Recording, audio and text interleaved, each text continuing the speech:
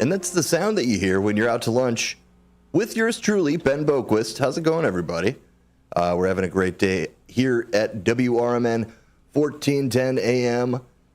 You're listening in Elgin, or maybe you're on YouTube at WRMN Radio. Check us out there on the live stream. That's always fun. And we're focusing today on good news, as usual. Thank you again. This is the week of myself being the Out to Lunch host. You're used to hearing Dennis Sonar Green, our fearless general managing leader, and he's on vacation right now. He's enjoying his Great American Weekend, or Great American Week of 4th of July camping, doing awesome camping, and we hope he's enjoying it. He's still working remotely because you just can't stop him from working. He's such a go-getter. And you know, what am I doing? I'm just sucking up to my boss as he's probably not listening to this show on vacation. So I'll just stop doing that. But yes, you are listening to Out to Lunch, and thank you so much for doing so. Give us a call, 847-931-1410, if you want to add your opinions to what I'm laying out there. Which we're talking a lot of stuff today.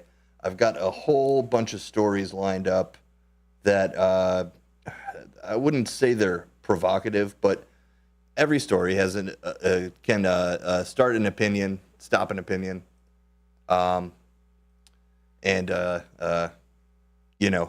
just basically branch off into something else. And it's kind of impossible in today's world not to, unfortunately, end up in a debate when it's stupid stuff. You know, you could be talking about ice cream and all of a sudden people are screaming at each other. But I digress. So you know what I'm going to do to just banalize, make everything a little bit easier. I'm just going to go tell you what we play. What do we play on our lineup? So here's our Saturday lineup, which is pretty cool.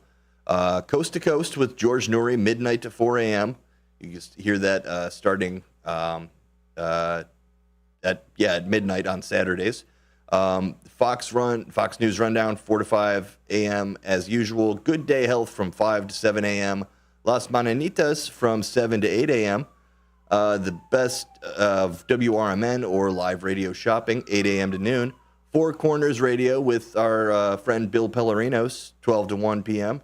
Rich on Tech with DeMuro. Rich on Tech with Rich DeMuro from 1 to 4 p.m. Check that show out. I've heard good things. And let us know what you think. The Weekend with Michael Brown from 4 to 7 p.m. Branson County, USA from 7 to 8 p.m.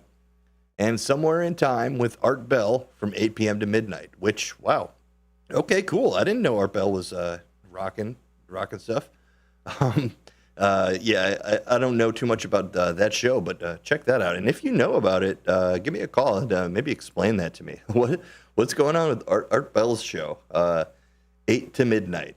I just want to highlight Las Mananitas again with the great Elisa and Rafael. They're amazing. Their show is great. I work with them. I work recording and posting their video on YouTube. And just such great content for the community here.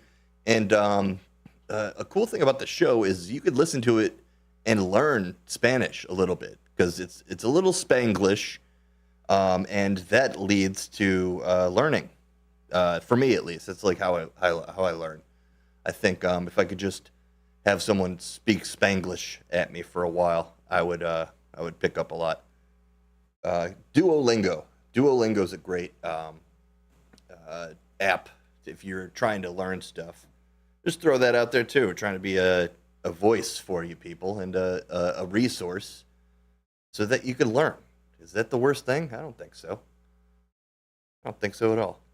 Okay, so here's a fun story of a metal detector found a farmer's Rolex 50 years after it was eaten by a cow. How about that? A cow ate a farmer's Rolex, passed it, and then it was found by a gentleman who was, what do they call that?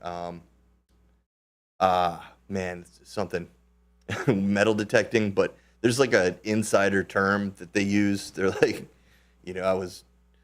I can't remember what it's called, waving or something like that, something stupid. So here's the story from goodnewsnetwork.org, not goodgoodgood.com, org, all right? So they're an organization. Okay, either way. You heard the title, Metal Detective Unearthed a Farmer's... wow, so it I guess they call themselves metal detectives. The people who use metal detectors. Cool. Do you have to go to school for that? Okay, a metal detective unearthed a farmer's Rolex watch in rural England 50 years after it was eaten by a cow. James Steele lost the treasured timepiece in the early 1970s when the strap broke while he was tending his cattle. The farmer searched the field at his dairy farm, Shropshire, but there was no sign of the watch. Incredibly, half a century later, the 95-year-old has been reunited with it after metal detective Liam King found it buried in the mud. Now they've surmised that a cow swallowed the watch and it ended up in a cow pile. The cow could have eaten it with a mouthful of grass, said the veteran. It's an amazing stroke of luck for it to turn up again after all this time lost in the earth. I was really pleased because I never thought I would see the watch again, he said. The face now is a greenish color, but it has not rusted up. It shows how well it was made to survive 50 years under a field. Steele's son, who runs the farm with his dad, told the metal detective he could come out onto the land to look for coins, and he didn't uncover any, but did find the Rolex, pictured below. And you can see that if you go on to the WRMN radio stream, you can see this watch right there. That's pretty cool. How about that? And please excuse my my unkempt appearance if you're watching on the stream. But that's probably not why you're watching it, to check me out. Yeah, that's pretty much the story. You guys, what do you guys think of watches? You wear watches? I used to wear a watch in like my younger years, my formative years, I'd say. I was a watchman. As far as what did I have? I had like those fossils. Fossils were huge when I was in like middle school. I think every guy had a fossil watch, and it had the cool digital and then also an analog clock as it. So it was, a little bit of a timepiece and a fashion piece as well. So yeah, you got watches? Give me a call, 847-931-1410. I remember the number, so can you. And tell me about your watches. Do you like watches? Do you know what time it is anyways? Do you have cell phones made the watch obsolete? Is it just a fashion piece at this point? I know Sonar's huge on watches with his emails. He has the fancy watch with it's basically a computer in there, and it's all his emails go through it. His text, you can text back. You could use your watch as a phone these days. So they're not just watches anymore, but a Rolex will always be a cool watch, and I think it's one of those things where it's a fashion statement for sure, but also practical. Pretty practical to have a watch, knowing what time it is. Businessman, Oh, and we got a caller. All right, so let's go to the phones here. Caller, you're on Out to Lunch. How's it going? Hey, how you guys doing today? Good, man. How's it going? Who are we talking to? Where are you calling from? This is Westside Fred from the Westside Elgin. Westside Fred, how's it going, man? You a watch man? You got a watch on? No. No, I'm not. My phone does it all. Just right. Ask it what time it is, because I'm blind. So. Oh yeah. Well, that's the thing about watches. They've always kind of had stuff for that, haven't they? So like the old school watches, where you could kind of feel them and see what time it is. Am I correct in that? Yeah. It was kind of nervous tick for me to always be touching it. Yeah. I was talking to somebody, so. Fidgeting, yes. But, I'm a big fidgeter.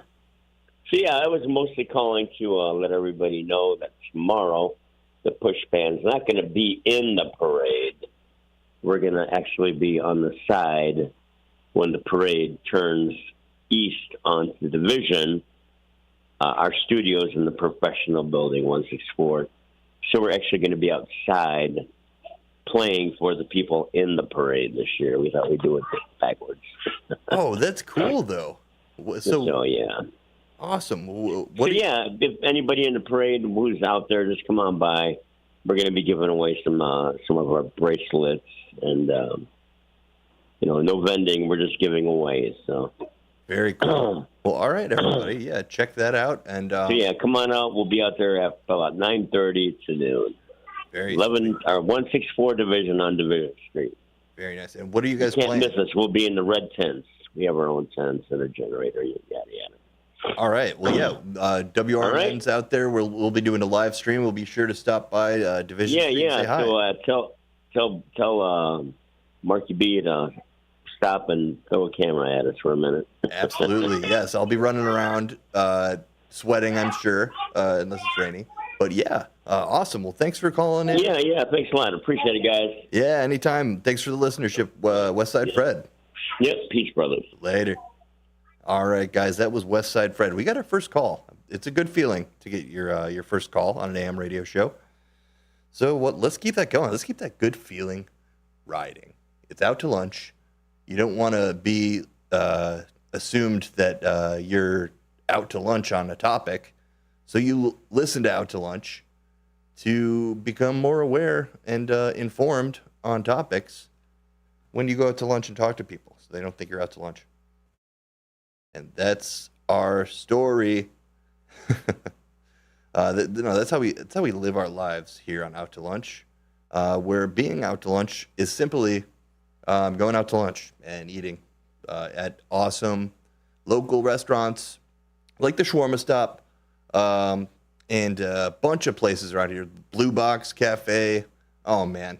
You know what? I should bring up, after we go on break, I'm going to look up what kind of restaurants we got radio shopping deals on and just kind of promote them a little bit, because Elgin is such a gem of restaurants and parades. They were just talking about on Las Mananitas about how awesome the parade here is in this town, that other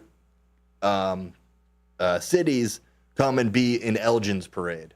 How about that? How cool is that? The Jesse White Tumblers will be here on the 4th of July. That's big deal. That's big news, guys. And, we're really looking forward to it. The parade's going to be super cool. We're going to be in that thing, and it's going to be, hopefully the weather cooperates, but rain nor shine, we're out there.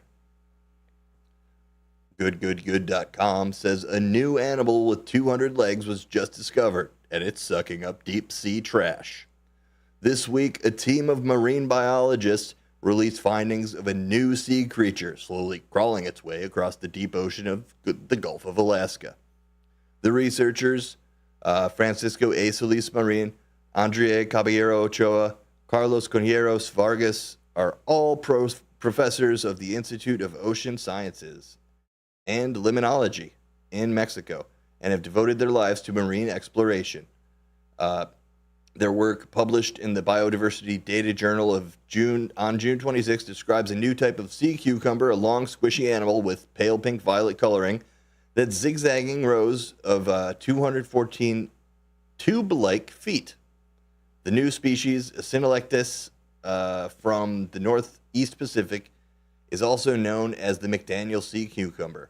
Pineros Vargas, the team, named a new animal after Neil McDaniel, a Canadian naturalist who specializes in the study of sponges, corals, anemones, and, of course, sea cucumbers. Like other wild sea cucumbers, McDaniel sea cucumber roams the deep seafloor looking for a bite to eat, and it's helping clean up the ocean. How cool is that? We're going to leave you on a sea cucumber cliffhanger here, and go to our first quick break. We'll be back in just about 4 minutes, so stay tuned. You're listening to Out to Lunch on WRMN 1410 with yours truly, Ben.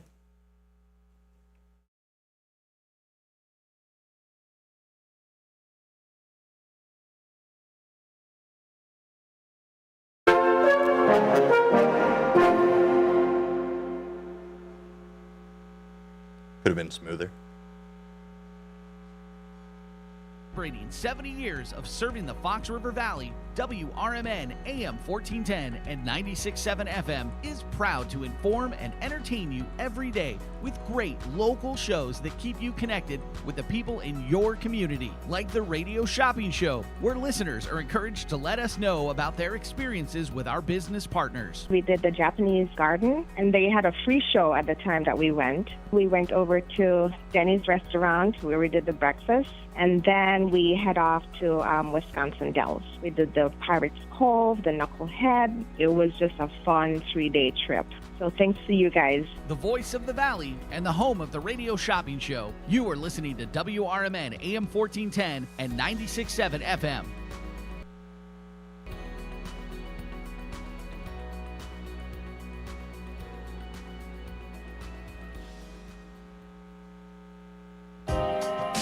Take your family out or meet up with a friend for breakfast, lunch, or dinner at the Elgin IHOP, located at 101 Randall Road by the theater. They're open for dining 7 a.m. to 10 p.m. Stop in at 3 p.m. for happy hour with discounted meal deals for early birds starting at just $6. You can choose from breakfast choices like the pancake sundaes or juicy burgers or maybe a classic burrito bowl. Check out the menu at ihop.com today. Good morning, good afternoon, and good evening. No matter the time of the day, WRMN 1410 AM is your platform to voice your views, share your stories, and connect with the Valley like never before. We're more than just radio. We're a community conversation that's always live, always local, and always looking for your input. Want to chime in on the drive time deal with Matt McNeil? Got a hot tip for first shift with Marky B? Or maybe you've got a question for a one-on-one with Leah. Now's the time to make your voice heard by calling Studio 14 at 847-931-1410. That's 847-931-1410. You can join in the dialogue from wherever you are by commenting on our YouTube live streams at WRMN Radio. Hit the subscribe button to get notified when we go live and bring your comments to the table. It's easy, it's fun, and hey, it's what neighbors do. We talk, we listen, we engage. You're not just the audience, you're part of the show. Call in, comment, and let's make radio interactive. WRMN 1410 AM, where your words are part of our wavelength.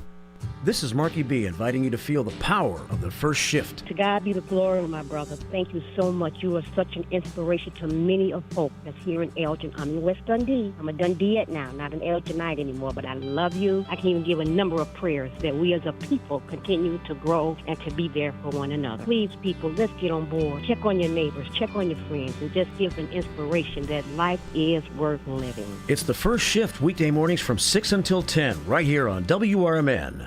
One of the things we're proud of at WRMN is our connection to the local community. In fact, recently we hosted a fundraiser for a longtime listener, Gene Wheeler, and first shift listener George Rollinson says it turned out perfectly. Perfection is a moving target. You try to hit that bullseye and you zone in on it. It moves a little to the left, then it moves a little to the right. I don't know. I'd say we hit a bullseye. I don't know how that could have been any better. Working together to make Elgin better, we are WRMN AM 1410, serving the local community since 1949.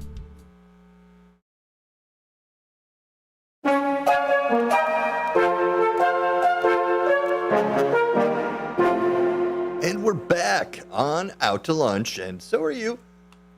1410 WRMN, a 75-year history. We're going to celebrate, come on and celebrate 75-year anniversary coming up here soon. So don't miss that. 1410 AM. Look us up on YouTube, WRMN Radio, and you will be informed of awesome things happening around Elgin, our great community, and beyond, you know. Cucumber News, sea cucumber news, that is.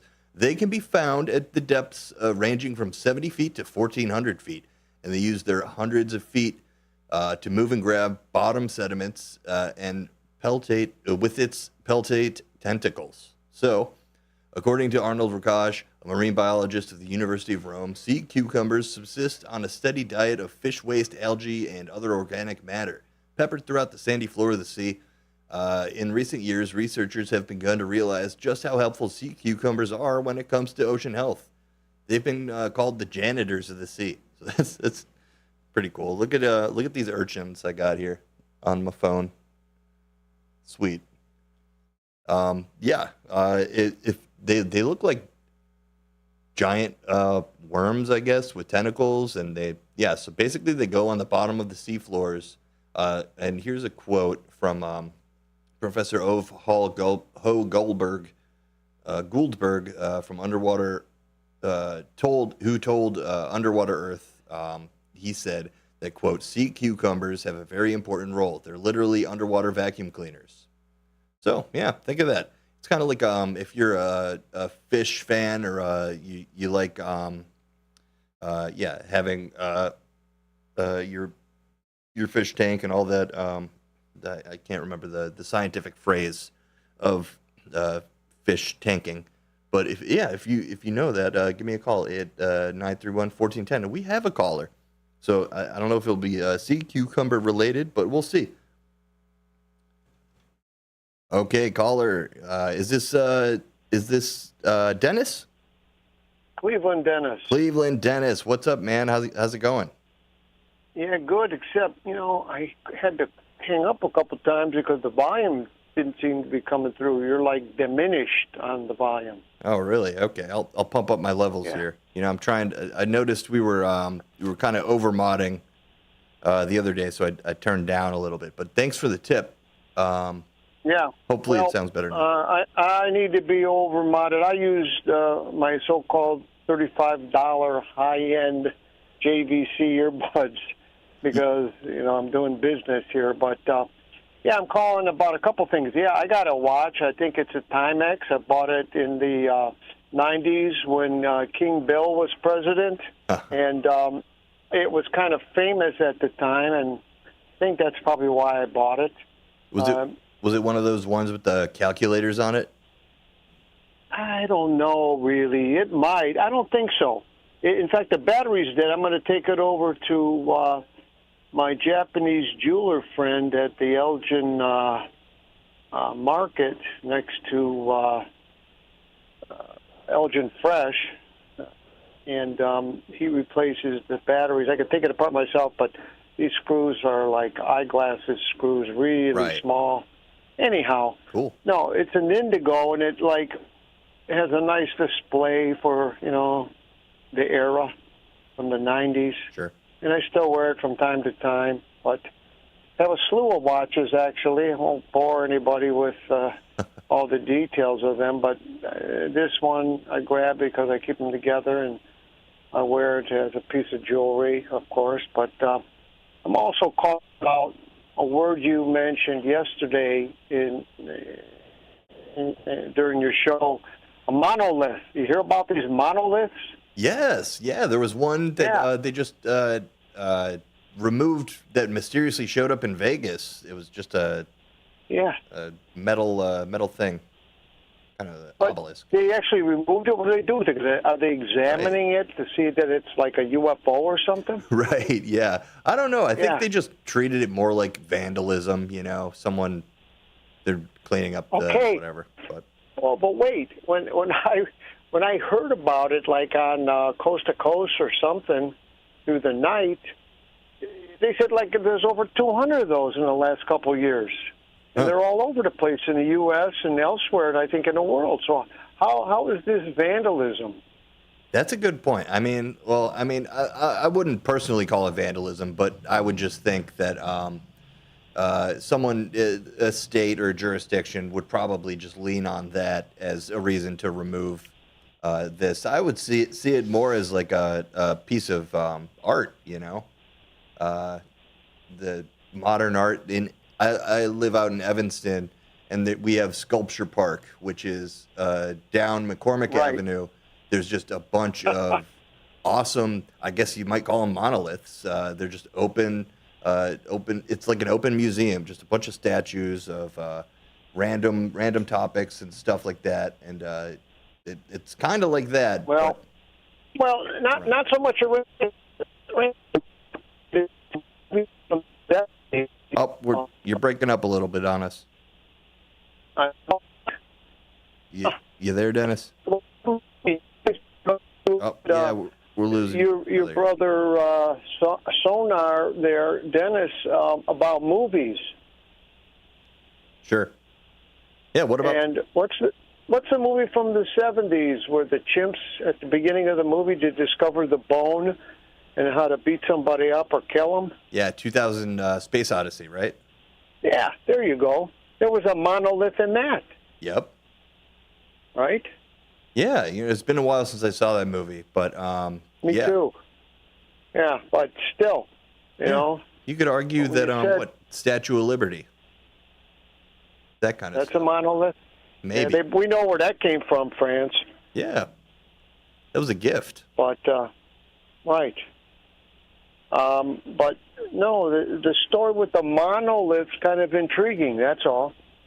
I just thought I would mention that for topic of discussion, what have you. But I like it. Just kicking back, enjoying the show today, hoping that tomorrow's quiet for me because I do work with the rest of the world, and it might be pushing me tomorrow. Yeah, it's not everybody observes America's Independence Day, right?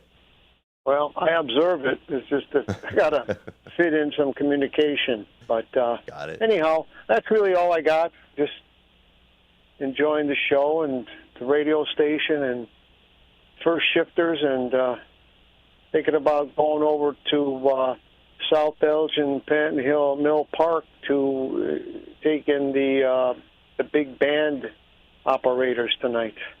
Very cool. Yeah, that sounds like a good thing to do. And yeah, hopefully it cools down by that time for you. Thanks so much for calling in, man. It's all right.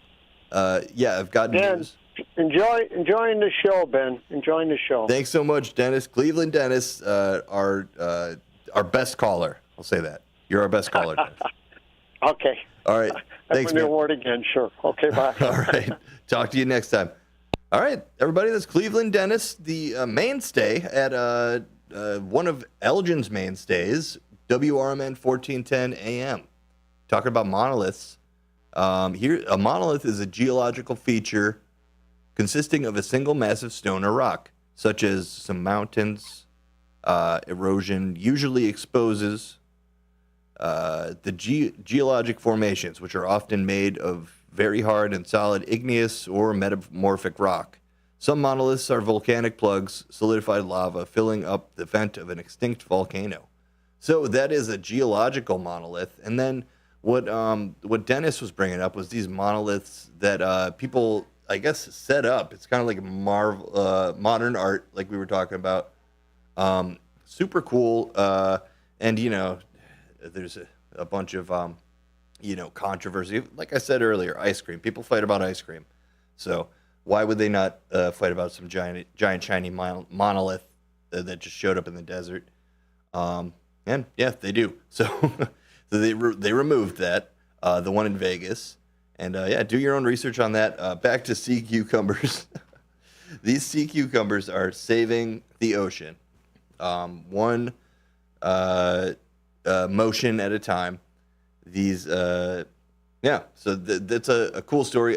Recently, there was some decision made about sea mining, and basically they're opening up the oceans for companies to go and do sea mining at an extensive rate. So this sea cucumber thing might actually help with some of the negative effects of that. So maybe just thinking ahead, thinking on my feet here, just throw some more sea cucumbers in the ocean and kind of there's been studies I know in the Northeast with mollusks and clams and mussels.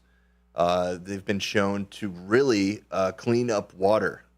So it's one of those amazing things about living on Earth that We have all these built-in kind of stopgaps. To quote from this article about sea cucumbers, quote, sea cucumbers provide an extra level of insurance against the things that are causing coral decline, said Cody Clements, a marine ecologist.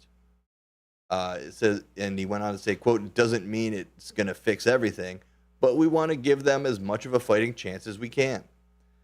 And again, it's one of those things like, you know how you make sea cucumbers? You put a couple sea cucumbers together and you see what happens. And then you turn around and then there's more sea cucumbers. And you throw those ditties in the ocean and things start to do what they do and clean up the ocean a little bit more. So yeah, why not? This is the initiative for more sea cucumbers right here on Out to Lunch. Thanks so much for listening. I'm Ben Boquist. Just a reset here. You're listening on 1410 WRMN.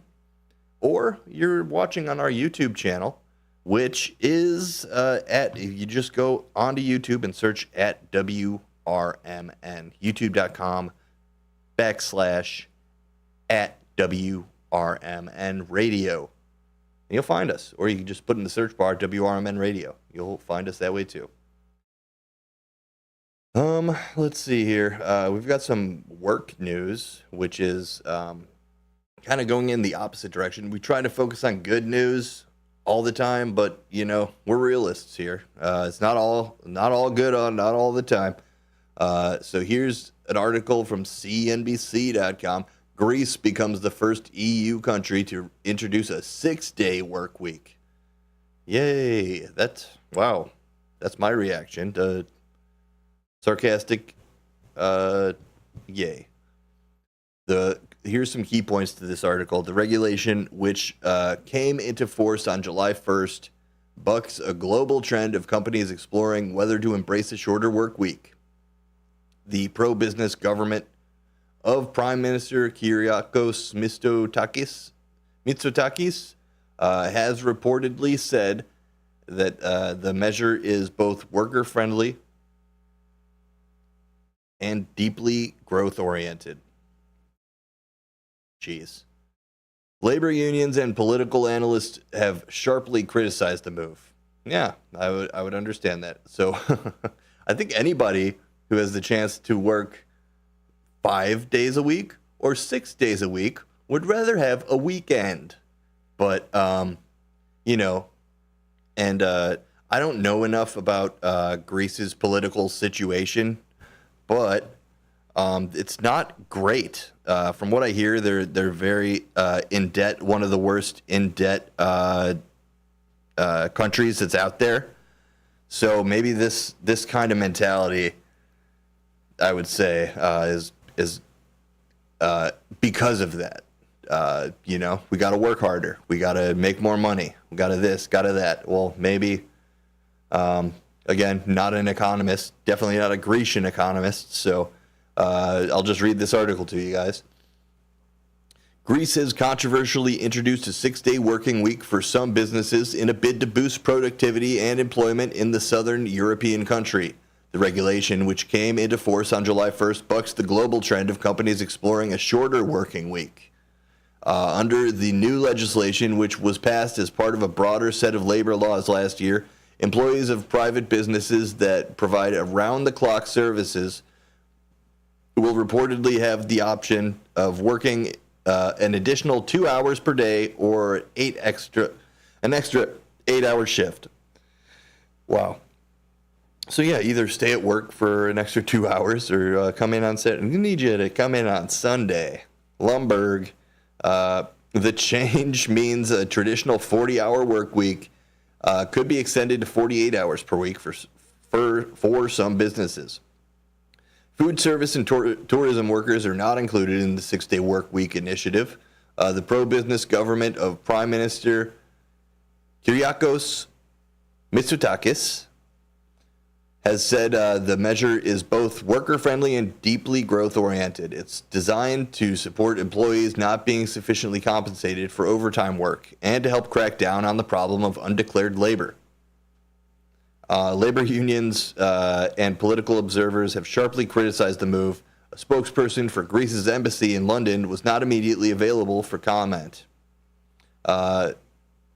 Georgos Katsambakis, a lecturer in European and international politics at the UK's Loughborough University, described the Greek government's introduction of the labor law as a major step back for the workforce that is already working the longest hours in the European Union.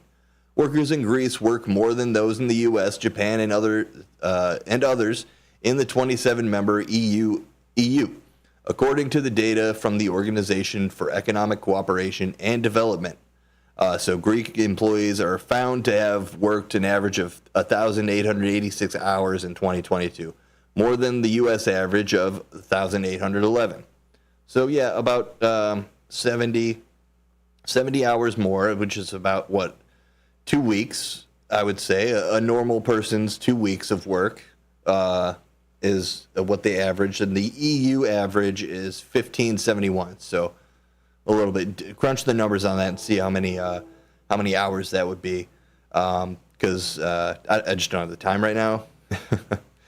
Greek people, quote, Greek people are already work the longest hours per week in Europe. Now they may be forced to work a sixth day after this Greek government decision, said John O'Brien, professor of EU law from Maynooth University in Ireland. Saying, quote, it's ridiculous, set against the move to 4-day weeks in the most civilized countries, he added. Yeah, and that's kind of like what we were talking about earlier.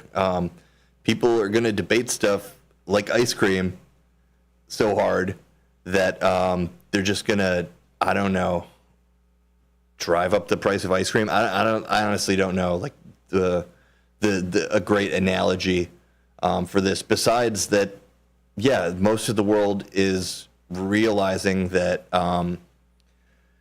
you could be more productive if you work four days a week, and maybe that means you work more hours in those 4 days. But the recovery time, the work-life balance, the ability to have a hobby or even a second job in those 3 extra days, it means a lot. And in Greece doing this, it's kind of like thumbing the nose at people who, quote unquote, don't want to work, or and of course they're saying it's to counteract people who don't get paid overtime, which is interesting because if you're forcing them to work a whole extra day, is that whole extra day time and a half? Is that what that means? I have questions. So maybe we'll get a Grecian economist on the show here to make some sense of it all. Otherwise, we're going to take a quick break. Thanks so much for listening to Out to Lunch. I'm Ben. You're listening to 1410 WRMN, and we'll be right back.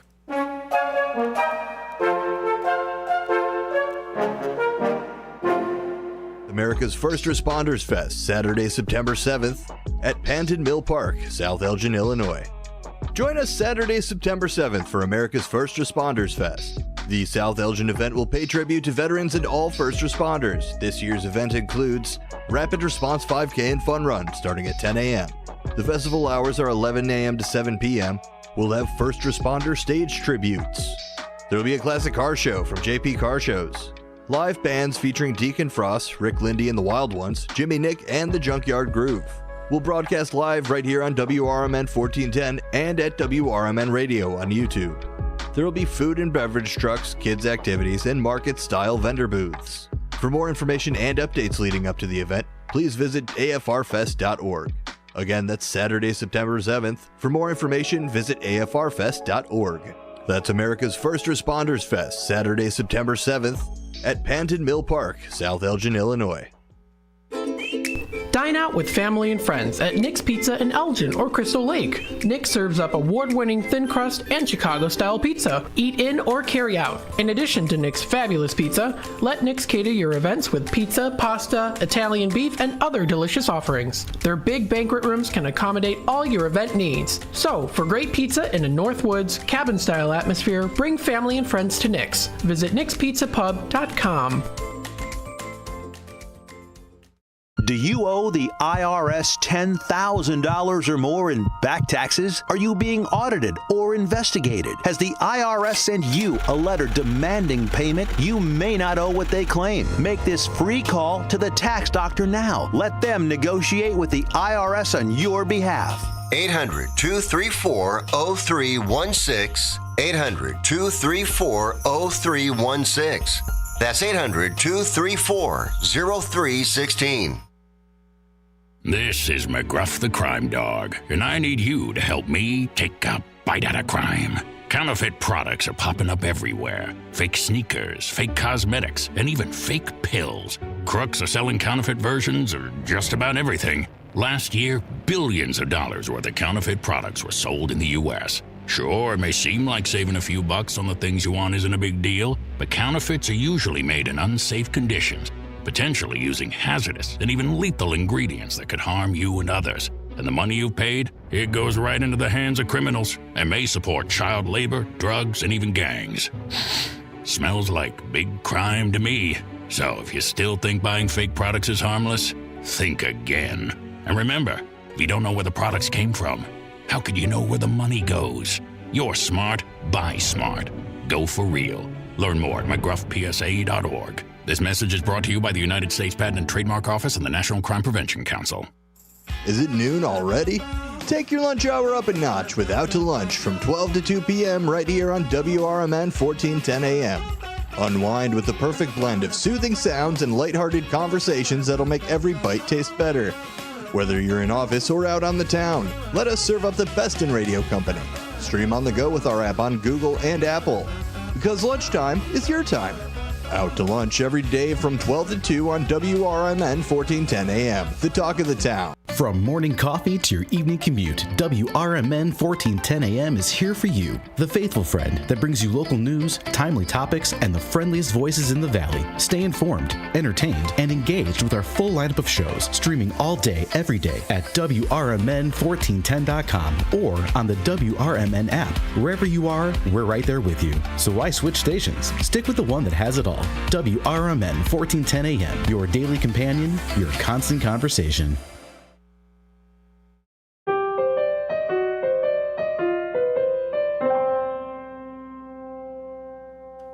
Out to Lunch, everybody, welcome, and thank you for listening, watching on WRMN Radio at YouTube, listening on 1410 WRMN. If your 1410s aren't WRMNs, I just don't know what to say about you. I'm sorry. Get on the right 1410s, people, which is right here, downtown Elgin, 14 Douglas. Come on, say hi. We're chilling, and we got some funny stories that we're gonna go over here. So here's one that is, I'll just read it because it's just ridiculous. Correctional officer honking his horn to, quote, drive faster, calls 911 after getting a traffic citation. So an officer of the Polk Correctional Institute has been arrested after deputies say he called 911 because he was upset he got a citation for repeatedly honking his horn while driving. According to the Polk County Sheriff's Office, a deputy on patrol saw Douglas Morse, 34, driving a red Jeep in the area of Wrecker Highway on Avenue G Northwest, repeatedly honking his horn around 11:45 p.m. on a Sunday. Come on, guy. Dude, do you think we got nothing better to listen to than you honking your dumb horn? And of course, we're not talking about the honker's log, which we love. If you're running by the studio or driving by the studio, jumping, running, or driving, give us a honk, and we'll put you on the honker's log. It's a great thing that Marky runs in the first shift. All the first shifters, what's up, guys? Give us a call, 847-931-1410. Honk at us when you're coming by. Wave at us, or just look at us in a weird, menacing way. No, just kidding. Don't do that, please. We prefer for you not to look at us menacingly. But if you're going to do so, we'll just wave at you and smile. Maybe have you on for an interview if you'd like. According to the Polk County, so this guy at 11:45 at night is driving around honking a lot for some reason, the deputy called, not to get off topic here, but I feel like I'm seeing an uptick in honking, in needless honking. And it may just be that I live by an intersection, so there's always reasons for people to honk. But I'm not crazy. I'm not crazy, people. The deputy pulled Morse over and said Morse claimed to be honking his horn because it makes him drive faster, quote unquote. The deputy added that after writing Morse's citation for the violation, Morse became upset and verbally abusive and dialed 911. The deputy asked him to hang up. Morse refused, saying he did not agree with the citation, according to PCSO. And, you feel bad because obviously this is not a normal thing to do. And the guy, who knows what the guy was dealing with. I know correctional officers have a stressful job. So take that as I obviously don't know this man, don't know anything about him besides his job and that he likes to honk while driving a lot. The sheriff's office said when the deputy took control of Morse's arm to escort him out of the Jeep, Morse pulled away and continued to resist. Morse was arrested for misusing 911 and resisting arrest. Staff at the Florida Department of Corrections were notified of the arrest. So basically one of those instances where just don't constantly honk your horn thinking it will make you drive faster. Who knows what kind of gaslighting this guy received before having this. Obviously, it seems like a mental health break. That's where I usually end up when you hear these crazy stories. Have a little compassion. Obviously, it's funny. I just made fun of the guy. So, and I hope he feels like a little bit of a dummy. Just a little bit of a big old dummy. Because you should. You're going to call 911 as you're getting a ticket. Like, come on, bro. Can I speak to your manager?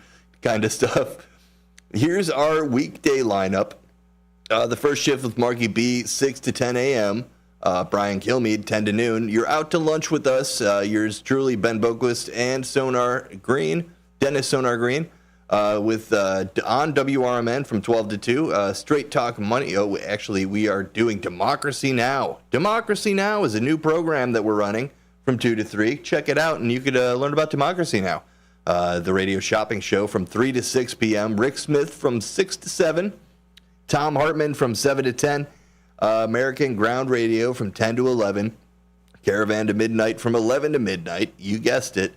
Coast to Coast from 12 to 4 a.m., Fox News Rundown from 4 to 5 a.m., and RFD Illinois from 5 to 6 a.m. Then you're back at the first shift, Marky B, and it just keeps going and going, and you're being informed and entertained right here on WRMN 1410, Talk of the Town, Voice of the Valley. We're everything. We're everywhere. We're everything. We're not trying to be everything to everyone, because that'll just end in us being, overworked. So we stay in our lane of news talk, and in that we encompass politics a little bit. This is not a political show. If you want to listen to a political show, listen to my podcast with Dennis Green, a political talk show, which we break down politics through an apolitical lens. And obviously we have our own biases. But that's just part of being a human being.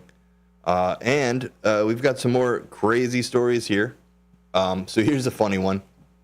This is from ConnexionFrance.com. Spelled ConneXion. Cool. So Rocamadour's famous sword in the rock is missing, and a theft is suspected. The sword was made famous by an epic of French literature. So yeah, you've obviously heard this one. It's kind of like the King Arthur Excalibur sword in the rock story. But, the French version or whatever. The sword was embedded into the rock of a cliff in Rocamadour. Which, pronunciation. How about that? Police are investigating after the suspected theft of a mythical sword that was embedded in a cliff in the hilltop village of Rocamadour.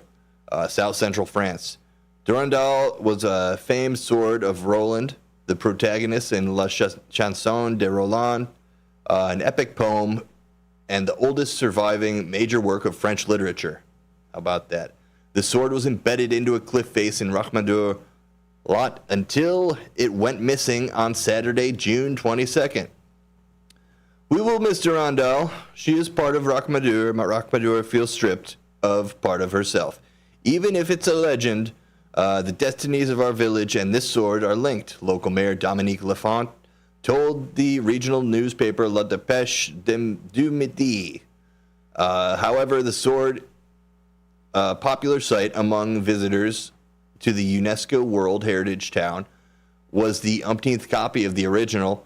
Father Florent Millet, rector of the Sanctuary of Rachmadour, told Aculat, confirming that there was no historical value to the replica. So whoever got that thing, he basically could have gone to medieval times and just gotten, gone to eBay and gotten a sword. La Chanson de Roland, a song, or the Song of Roland, written in the 11th century, recounts the Battle of Roncesvalles Pass in the year 778 during the reign of the Emperor Charlemagne. It describes how an angel brings the sword to Charlemagne, who passes it on to his nephew Roland. The epic poem details how Roland stood his ground, holding off Saracen enemies and allowing many of his troops to escape back over the Pyrenees. He uses the sword to kill many men during the battle, then hides it beneath his body before he dies, so it will not be captured. Local legend of Rachmadour says that, according to the 12th century monks, Roland actually threw his sword rather than hit it, creating a crevice in the wall. Locals are stumped as to how the thieves managed to remove the sword, which was embedded into the cliff high above the ground and attached by a chain. So, anybody see Rachmadour's sword, give us a call here, 847-931-1410. You're out to lunch. We're having a good old time.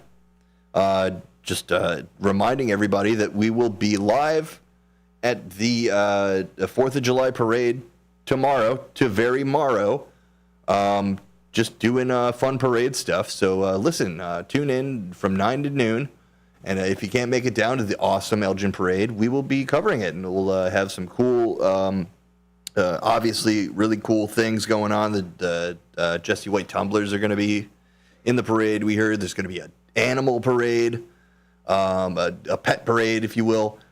Just really, really cool stuff at the Elgin Parade. So thanks for listening. You're listening to Out to Lunch. I'm Ben, and we will be back after these important messages.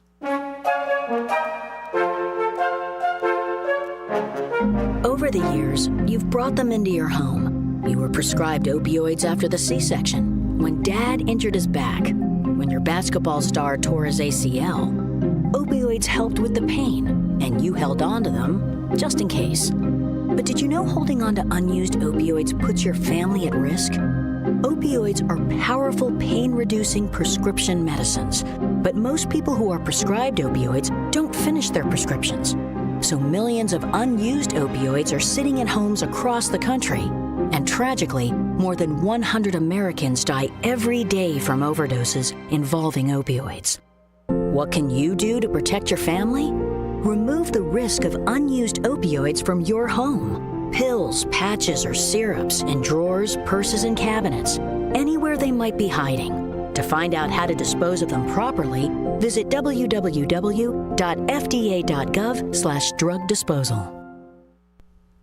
Your hometown radio station since 1949. We are WRMN AM 1410, Elgin time, 1 o'clock. With your AM 1410 WRMN Newsflash, I'm Sean Kernan. Brought to you by Eloquist. Drivers in Illinois are facing higher prices at the pump as the state gas tax has risen to 47 cents per gallon, an increase of 1.6 cents. This adjustment marks the third such hike since 2023. following a period where the tax had remained steady at 39.2 cents. In a significant development for workers in Chicago and Cook County, minimum wage rates have seen an increase. Starting Monday, employees in Chicago noticed a bump in their paychecks for the new hourly rate of $16.20 per hour, marking a rise from the previous $15.80 per hour. A fiery collision on Interstate 8 near Farnsworth Avenue caused major disruptions on Monday. A semi-trailer truck and a passenger vehicle collided around noon, leading to the truck being engulfed in flames, according to the Illinois State Police. Thankfully, only minor injuries were recorded. The accident remains under investigation. With your AM 1410 WRMN Newsflash, I'm Sean Kernan. Life hack number 7. Get an iPhone 12 on Straight Talk. Life hack. Here's how it works. You walk into Walmart, go to the electronics section, ask for iPhone 12 with 5G and a dual camera system, and select the new Silver Unlimited plan. They'll smile because it's a good plan. You get real unlimited data, all for just $20 a month for the whole first year. Get it at Walmart or StraightTalk.com. Straight Talk. Less dollars, more sense. Taxes and fees apply. Requires activation of iPhone 12 and a new Silver Unlimited plan or higher end auto pay enrollment. $25 a month service credit applied for up to 12 months if eligibility requirements are met. For network management practices, visit StraightTalk.com. With Progressive's Home Quote Explorer, you can check if you're paying too much for home insurance, because giving you options is the right thing to do. Oh yeah, like bringing brownies to a dinner party. But I never bring brownies with nuts, because not everyone likes nuts, so they wouldn't eat those brownies. And even people who do like nuts will still eat brownies without them. Why? Because they're brownies. But still, it's the right thing to do. So compare rates with Progressive's Home Quote Explorer. Progressive Casualty Insurance Company, affiliates, and third-party insurers. Not available in all states or situations. Prices vary based on how you buy. As grocery prices rise, take your family out to any of the Tommy's Red Hots location for great food at unbelievably low prices. There's 6 locations to serve you for both dine-in or carry-out. Tommy's has a diverse, delicious menu for you and your family, with crispy pizzas, sandwiches, salads, and their famous hot dogs, plus so much more. Don't forget their scrumptious sides like mac and cheese bites. To see their menu and locations, visit Tommy'sRedHots.com today. WRMN says thank you to all of our local veterans, like Jerry Christofferson of True Patriots Care. We had the 1,700 flags up across from the wall. That's how many POWs and MIAs from Vietnam are still missing. Plus, we do veterans and first responders funerals. Yeah.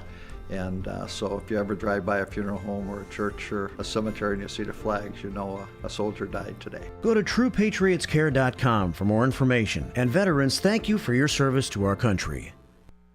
Progressive presents the Sports Flash on News Talk Radio 1410 WRMN. The Bulls and Patrick Williams have agreed on a 5-year, $90 million deal. Meanwhile, Jalen Smith is joining the club, agreeing to a 3-year, $27 million contract. Meanwhile, DeMar DeRozan likely moving on. He wants to play for Los Angeles, where LeBron James said he'd take a pay cut for the free agent to join the team. Light day around Major League Baseball on Monday, just 3 games are on the schedule. In Toronto, the Astros beat the Blue Jays 3-1. In 10 innings, the Mets cut by the Nationals 9-7 in D.C. A 10-inning affair in Denver, the Rockies beat the Brewers 8-7. On the schedule tonight, the Cubs start a series at home against the Phillies. 2-4 Hayden Wesneski gets the start for Chicago. The Cubs have dropped 7 of 10 and sit last in the National League Central. The White Sox visit the Guardians tonight. 2-7 Chris Flexen starts against 3-6 Carlos Carrasco.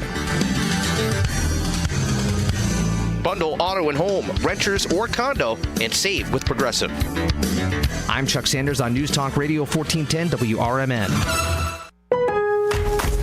Celebrate July 4th with savings at Lowe's. For a limited time, save on the essentials you need to make your garden pop for summer, like Miracle-Gro 25-quart potting mix. Get 2 bags for just $16 and get up to 40% off. Plus, save an extra $50 on every $500 you spend on select major appliances. Hurry, these deals won't last long because Lowe's knows summer savings. Valid through 7/10. Miracle-Gro excludes Alaska and Hawaii. Appliance savings vary based on purchase amount. Exclusions apply. See Lowe's.com for more details while supplies last. Life hack number 7. Get an iPhone 12 on Straight Talk. Life hack. Here's how it works. You walk into Walmart, go to the electronics section, ask for iPhone 12 with 5G and a dual camera system, and select the new Silver Unlimited plan. They'll smile because it's a good plan. You get real unlimited data, all for just $20 a month for the whole first year. Get it at Walmart or StraightTalk.com. Straight Talk. Less dollars, more sense. Taxes and fees apply. Requires activation of iPhone 12 and a new Silver Unlimited plan or higher. As the Elgin Police Department continues to participate in the Distracted Driving campaign, they wanted to share some tips from the National Highway Traffic Safety Administration website regarding safe driving. If you are expecting a text or need to send one, pull over and park your car in a safe location. Once you are safely off the road and parked, it's safe to text. Designate your passenger as your designated texter. Allow them to access your phone to respond to calls or messages. Do not engage in social media scrolling or messaging while driving. Are you struggling not to text and drive? Activate your phone's Do Not Disturb feature or put your cell phone in the trunk, the glove box, or the back seat of your vehicle until you arrive at your destination. Remember, the Elgin Police are conducting directed patrols to enforce distracted driving violations. Just drive and stay safe. A message from our friends at the Elgin Police Department and your friends here at WRMN AM 1410 and 96.7 FM.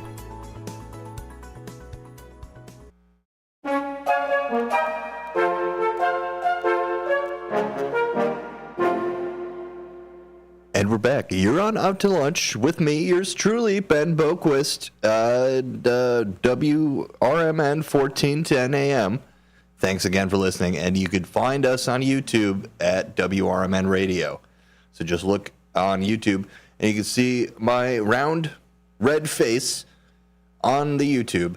And today we're just focusing on, random news stories. We just talked about French Excalibur, which I forgot the name of already. Rahmandu sword has been stolen on the 22nd of June. So maybe give that back. They're looking for it.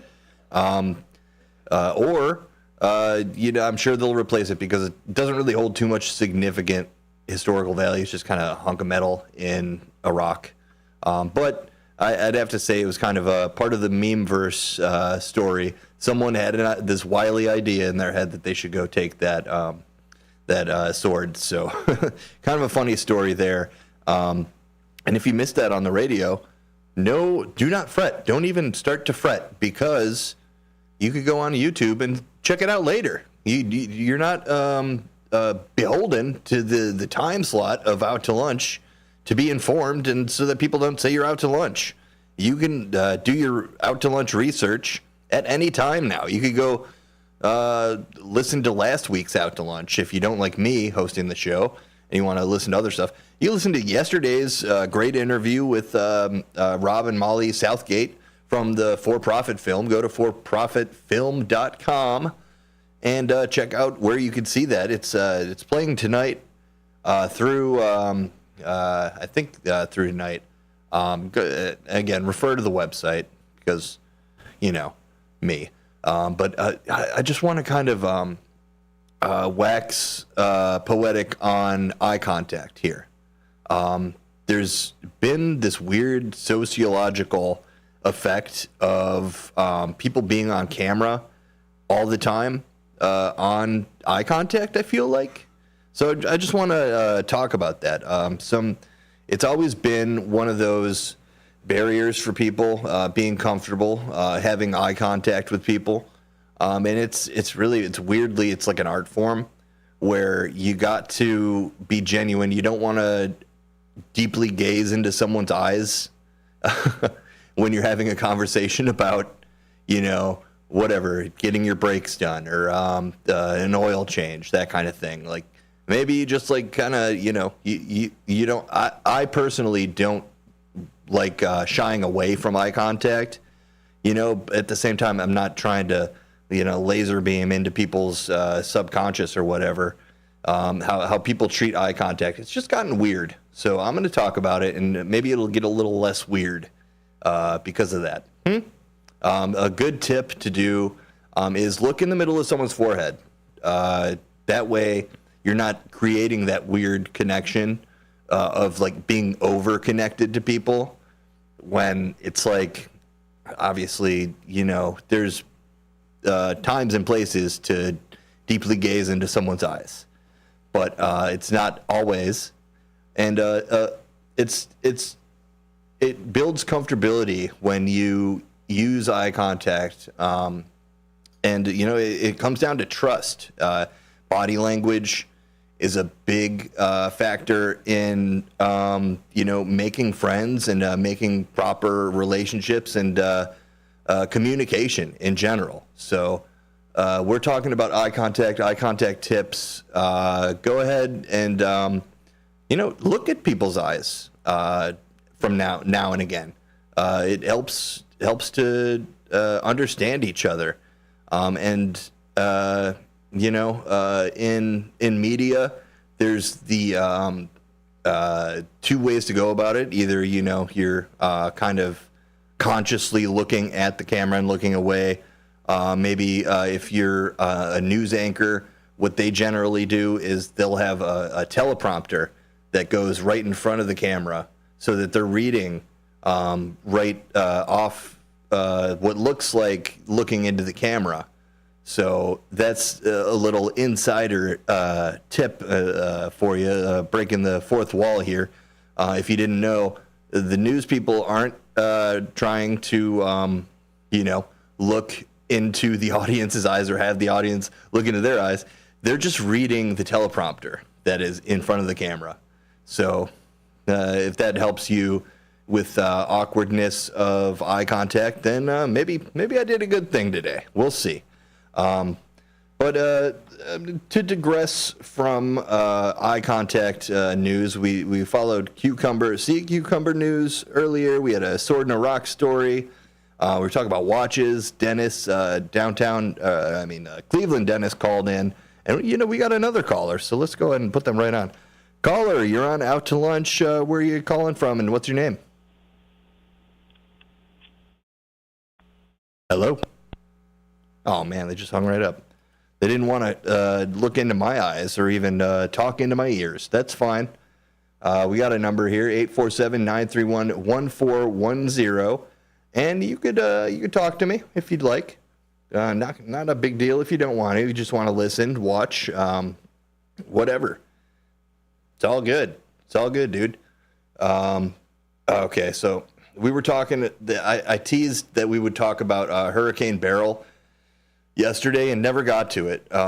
We had a great interview with Robin and Molly Southgate where we talked about a bunch of media, film, TV, what we were watching, what's going on, what the good stuff is to listen, to watch out there on all the services and, theaters, and them being such a wealth of creative energy and knowledge. It was a great conversation. Please go back and listen to yesterday's episode. I thought it was pretty cool. But in saying that, I teased that we were going to talk about Hurricane Beryl, and then we didn't get to it. So I'll go ahead and read you this article from NOLA.com. Hurricane Beryl makes history as the first Cat 4 storm ever to form in June. So obviously it's July now, but this was the earliest instance of a Category 4 hurricane, which is now up to Category 5. My last hearings of. If you got any other info on that, give me a call, 847-931-1410. And you know what I realized yesterday? Which it's one of those things where, I haven't lived in a hurricane prone area in my life. And it's one of those things that I learn probably every time there's like a big hurricane, that hurricanes go the other way. They go counterclockwise instead of clockwise. Whereas most storms will pass east to west. West to east. Hurricane Beryl is moving east to west across the Caribbean. So that's interesting. If you know more about hurricanes than I do, which wouldn't be hard, give me a call, 847-931-1410. Out to lunch, or leave us a comment on YouTube. If I get my wits about me, maybe during the next break, I'll read some comments too. So get those comments in, and I'll read them on the air. So here we go, though. Hurricane Beryl made history as it approached the Windward Islands Sunday, strengthening into a Category 4 hurricane. And this is obviously an older article, so it's up to 5 now. The first one ever to form in June, though. NOAA, the Air Force Reserve Hurricane Hunter aircraft data collected Sunday morning indicated that Beryl had strengthened into an extremely dangerous storm with maximum sustained wind speeds of 130 miles per hour. Even more powerful gusts. So yeah, that's a very strong and early storm happening. And I'm going to go and get the latest on Hurricane Beryl. A cool thing that my phone has is they're talking about Hurricane Beryl pretty much all the time on my weather app. So that's a resource that, like we were talking earlier, how watches are kind of obsolete because of the cell phone. And you think of weather, weatherman, news talk, news radio, all this stuff. You hate to say obsolete because what happens when the grid goes down? You need to know all this stuff. But all right, so here's the most recent info on Hurricane Beryl. Wow, and now Texas included in Hurricane Beryl's forecast, cone as the monstrous storm rains down. So here is an article published 12 hours ago from AP News, apnews.com. Thanks, guys. Great source. Go and check your media biases, check your ad fontes, scores and ratings and all that stuff. And you'll be informed on the biases of your media sources. So, which is an important thing, because bias is inherent. As much as you want to say, "Oh, I'm not biased," technically you are, because everybody has a favorite flavor of ice cream. Maybe not, but you're biased towards not having a favorite flavor of ice cream. Then how about that? It's just as simple as everyone's different, and bias is a thing. So, I mean, you could ignore it or use it as just this is who I am. I don't know why I got into that before this hurricane article, though. But okay, so St. George's, Grenada, from the AP. Hurricane Beryl roared through the open waters Tuesday as a powerful Category 4 storm heading towards Jamaica after earlier crossing islands in the southeast Caribbean, killing at least 6 people. A hurricane warning was in effect for Jamaica, Grand Cayman, Little Cayman, Cayman Brac. Beryl was losing intensity, but was forecast to still be near major hurricane strength when it passes near or over Jamaica early Wednesday, near the Cayman Islands on Thursday, and into Mexico's Yucatan Peninsula on Friday, according to the National Hurricane Center. So in effect, hurricane watch was in effect for Haiti's southern coast and Yucatan's east coast. Belize issued a tropical storm watch stretching south from its border with Mexico to Belize City. Late Monday, Beryl became the earliest storm to develop into a Category 5 hurricane in the Atlantic and peaked at winds of 165 miles per hour. Tuesday, before weakening to a still destructive Category 4, early Wednesday, the storm was about 250 miles southeast of Kingston, Jamaica. It had top winds of 145 miles an hour and was moving northwest at 22 miles per hour, the center said. So the path is going pretty much straight over South America and through the corridor of the Caribbean islands under Jamaica, kind of hitting Jamaica a little bit, and Cuba going right through that, and then up through the Gulf to Monterey, and now we even saw that Texas is in the path of Hurricane Beryl. So Beryl is expected to bring life-threatening winds and storm surge to Jamaica, where officials warned residents in flood-prone areas to prepare for evacuation, saying, quote, I am encouraging all Jamaicans to take hurricanes as a serious threat, Prime Minister Andrew Holness said in a public address Tuesday. It is, however, not the time to panic. In Miami, National Hurricane Center Director Michael Brennan said Jamaica appears to be in the direct path of Beryl. We're most concerned about Jamaica. We are expecting the core of major hurricanes to pass near or over the island, he said in an online briefing. You want to be in a safe place where you can ride out the storm by nightfall. Be prepared to stay in that location through Wednesday, he says. Storm surge of 6 to 9 feet above typical tide levels are likely in Jamaica, as well as heavy rainfall.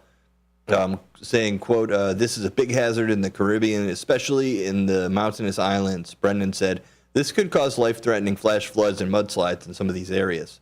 tropical storm warning was in place for the entire coast of Hispaniola, an island shared by Haiti and the Dominican Republic. So, we'll cover this throughout the days, just keep you informed. What it means for us around here, usually, it amounts to something supply chain based that we feel with hurricanes. A lot of times, there's like we'll get crazy storms near the time of hurricanes, and people are like, "Oh, that's because of the hurricane." But I don't know if that's so much the case. Let's see. A little bit of the effects of what's happened already from Hurricane Beryl. 3 people were reported killed in Grenada and Curacao, and another in St. Vincent and in the Grenadines. Officials said 2 other deaths were reported in northern Venezuela, where 5 people are missing. Officials said some 25,000 people in that area were also affected by heavy rainfall from Beryl. So, awareness, getting to the right places, it helps so much. Think of back in time when these terrible storms would happen, and people just didn't know. Beyond it being hurricane season, people didn't know that these storms are coming. So, just imagine how lucky we are to have this technology. It's quite a beautiful thing. Weather news. We got it all here on Out to Lunch. Give me a call, 847-931-1410. Be part of the conversation. Be the talk of the town with yourself, with yours truly, Ben Boquist. And we get stuff done, at least inform ourselves, maybe tell each other some funny stories, all that good stuff we do on Out to Lunch. You can too. And let me go through our Sunday programming list here. Our lineup goes as such. Starting on Sunday nights at midnight to 4 a.m., Coast to Coast with George Noory. Then we got the Fox News Rundown, 4 to 5 a.m., National Defense Network from 5 to 6 a.m., Paul Parent Garden Show from 6 to 8 a.m., Religious Services Programming from 8 a.m. to noon. Then we go to Rich on Tech, 1 to 4, Handle on the Law, 4 to 7 p.m., and Science Fantastic from 7 to 9. So that's pretty cool. That's a cool show. Check that out right here, 1410 WRMN AM, 93.7 FM, and we're also on YouTube. How about that? We're going over the top. WRMN Radio, search that on YouTube, and you'll see my roundish, reddish face telling you the words that are coming out of my mouth. And, give me a call, 847-931-1410. And we're talking about everything, guys. We talked about sea cucumbers. We left you on a sea cucumber cliffhanger where we then satiated you with the news that sea cucumbers help the ocean, and we need more of them, just like mollusks, clams, mussels. We need them all. Ecosystems, guys, ecosystems. They work together to, progress systems of ecology. And it's basically the world and how it's always worked. And you got to love it, The old school, new school, technology, hurricanes, swords and rocks being taken. Pretty cool stuff. Bunch of cool stories going on. A not cool story: the Greece becomes introduced to a 6-day work week. What do you think about that? Do you want to work 6 days a week? Do you want to work an extra day, or would you rather work 4 days a week and just a little bit longer in those days? Try to be as productive as you can. And work from home, that's a big debate. Craziness, We talked about a metal detective who found a Rolex that was eaten by a cow and returned to a farmer. So that was pretty cool. And now here's a little bit scary of a story. BBC.com is coming out with an article that says that AI drives 48% increase in Google emissions. Now, what does that even mean? Why does Google have greenhouse gas emissions? And why is AI making it do more of that? Kind of opposite of what I thought we would be using AI for. But we'll have I'm gonna get better at my job and have experts on, AI experts, and really just informed people to inform myself, because I have questions, and I'm not an expert. Maybe an eye contact. But the tech giant puts it down on the increasing amounts of energy needed. Oh, wait. I'll start with the beginning of the article to read that. Yeah. Google's greenhouse gas emissions in 2023 were 48% higher than 2019, according to its latest environmental report. The tech giant puts it down to the increasing amounts of energy needed by its data centers, exacerbated by the explosive growth of artificial intelligence. AI-powered services involve considerably more computer power, and so electricity. The standard online activity prompting a series of warnings about technology's environmental impact. Wow. Google's target is to reach net zero emissions by 2030, but it admits that as we further integrate AI into our products, reducing emissions may be challenging. In 2024 environmental report, Google says that it is due to increasing energy demands from the greater intensity of AI compute. Data centers are essentially massive collections of computer servers, and AI needs a huge amount of them. A generative AI system such as ChatGPT might use around 33 times more energy than machines running task-specific software, according to a recent study. However, Google reveals large global disparities in the impacts of its data centers. Most of the centers in Europe and the Americas get the majority of their energy from carbon-free sources. This compares with data centers in the Middle East, Asia, and Australia, which use far less carbon-free energy. Overall, Google says about 2/3 of its energy is derived from carbon-free sources. Oh. If you actually go into data centers, it's really hot and really noisy, says Tom Jackson, professor of information and knowledge management at Loughborough University. People don't realize everything they're storing in the cloud is having an impact on their digital carbon footprint, he says. Professor Jackson runs the Digital Decarbonization Design Group, which tries to measure and find solutions to reduce the carbon footprint of data usage. Data providers have to work closely with large organizations to help them move away from storing so much of their dark data, he says. Dark data is data which has been collected by organizations, but which has neither been used once or not at all. Has either been used once or not at all. However, storing it on chips still takes up large amounts of energy, even when it's not being used. On average, 65% of data, 65% of the data an organization stores in dark data. Wow. So think of that. On average, 65% of the data an organization stores is dark data, meaning it's been used one time or none. So think of how your work computer gets slow after you download maybe an email attachment, the same email attachment every single day, and one day your computer's full. You're like, what? I don't even use this for anything besides emails. But because you're downloading that one file over and over and over and over and over again, you're basically making your computer room dirty. And that's on average, 65% of organizations. Data is that kind of stuff. So, yeah, it comes down to human beings cleaning their computers and in the right way, working with AI to make it more friendly ecologically. Back to ecology here.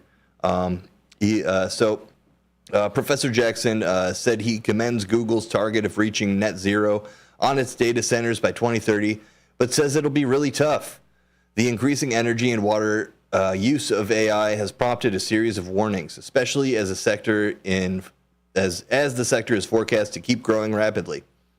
The boss of the UK National Grid said in March that the combination of AI and quantum computing would lead to a 6-fold surge in demand in the next 10 years. However, Microsoft co-founder Bill Gates recently downplayed the environmental impact of AI. Speaking in London last week, he suggested AI would increase electricity demand by between 2 and 6%. The question is, will AI accelerate a more than 6% reduction? And the answer is certainly, he said, and as reported by the Financial Times. So you think of it that way. Billy G's telling us that, 2% more electricity, but it's going to lower 6% across the board. So who's the liar? I don't know. You be the judge of that. I'm just telling you the news here. This is an article from BBC.com. AI drives 48% increase in Google emissions. So that's data. And this is Out to Lunch. Thanks so much for listening to Out to Lunch on WRMN 1410. I'm Ben. And we'll be back after these important announcements.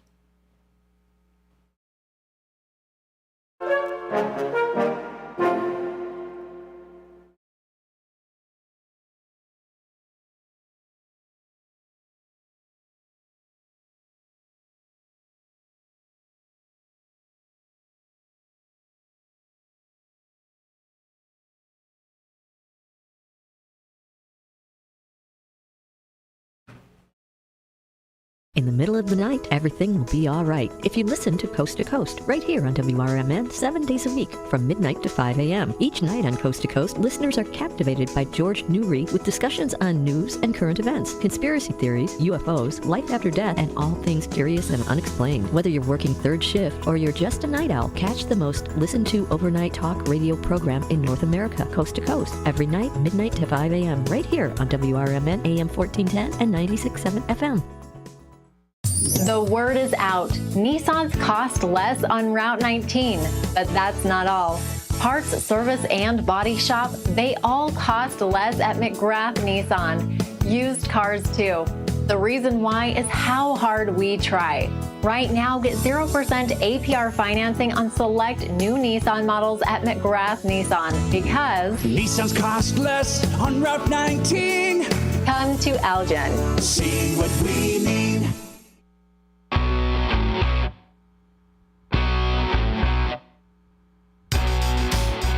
Attention all burger enthusiasts and game aficionados. Celebrate a century of excellence at Mott's Lounge, proudly serving the community for 100 years under 5 generations of passionate ownership. Sink your teeth into our hand-pressed fresh burgers bursting with flavor, crafted just the way you like them. And while you're here, enjoy our exclusive drink specials, perfect for toasting to our milestone anniversary. Plus, challenge your luck with our state-of-the-art gaming machines, adding an extra thrill to your visit. Join us at Mott's Lounge and be a part of history in the making. Here's to another century of great food, fun, and memories. Mott's Lounge, where every visit is a celebration. For more information, visit us online at mottslounge.com.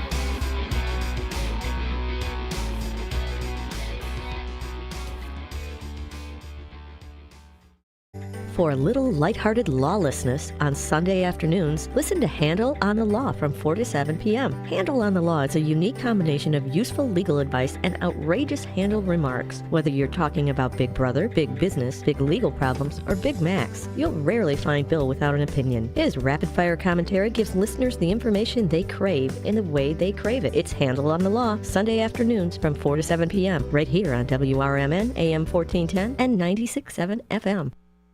Batteries Plus Bulbs is more than batteries and bulbs. It's your repair shop for Apple devices, Samsung Galaxy devices, and more. Located on Randall Road, just south of 20 in Elgin, Batteries Plus Bulbs fills all your battery and light bulb needs in one stop. They have the largest selection of batteries for ATVs, cameras, phones, laptops, scooters, cars and homes, and everything else. Looking to save money with energy-efficient LED or holiday lighting? Stop in at Batteries Plus Bulbs in Elgin. Go to batteriesplus.com for special offers. Let me tell you a story about Bill. Bill was a normal guy in his 50s. He had back surgery about 2 years ago. Bill was in a lot of pain. He dealt with his pain by taking the Percocets his doctor prescribed for him. Bill took more and more and more of them to help with the pain, until one day the prescriptions weren't enough to get rid of Bill's pain. Then one day Bill found someone to help him get rid of the pain with illegal drugs he didn't need a prescription for. Fast forward to today. Bill lost his job and his family. The only thing he does have is his drug dealer. If you know Bill's story and you don't want to end up like Bill, call the Detox and Treatment Helpline right now to get away and get treatment. 800-694-1127. 800-694-1127. 800-694-1127. Call right now. Help is standing by. 800-694-1127.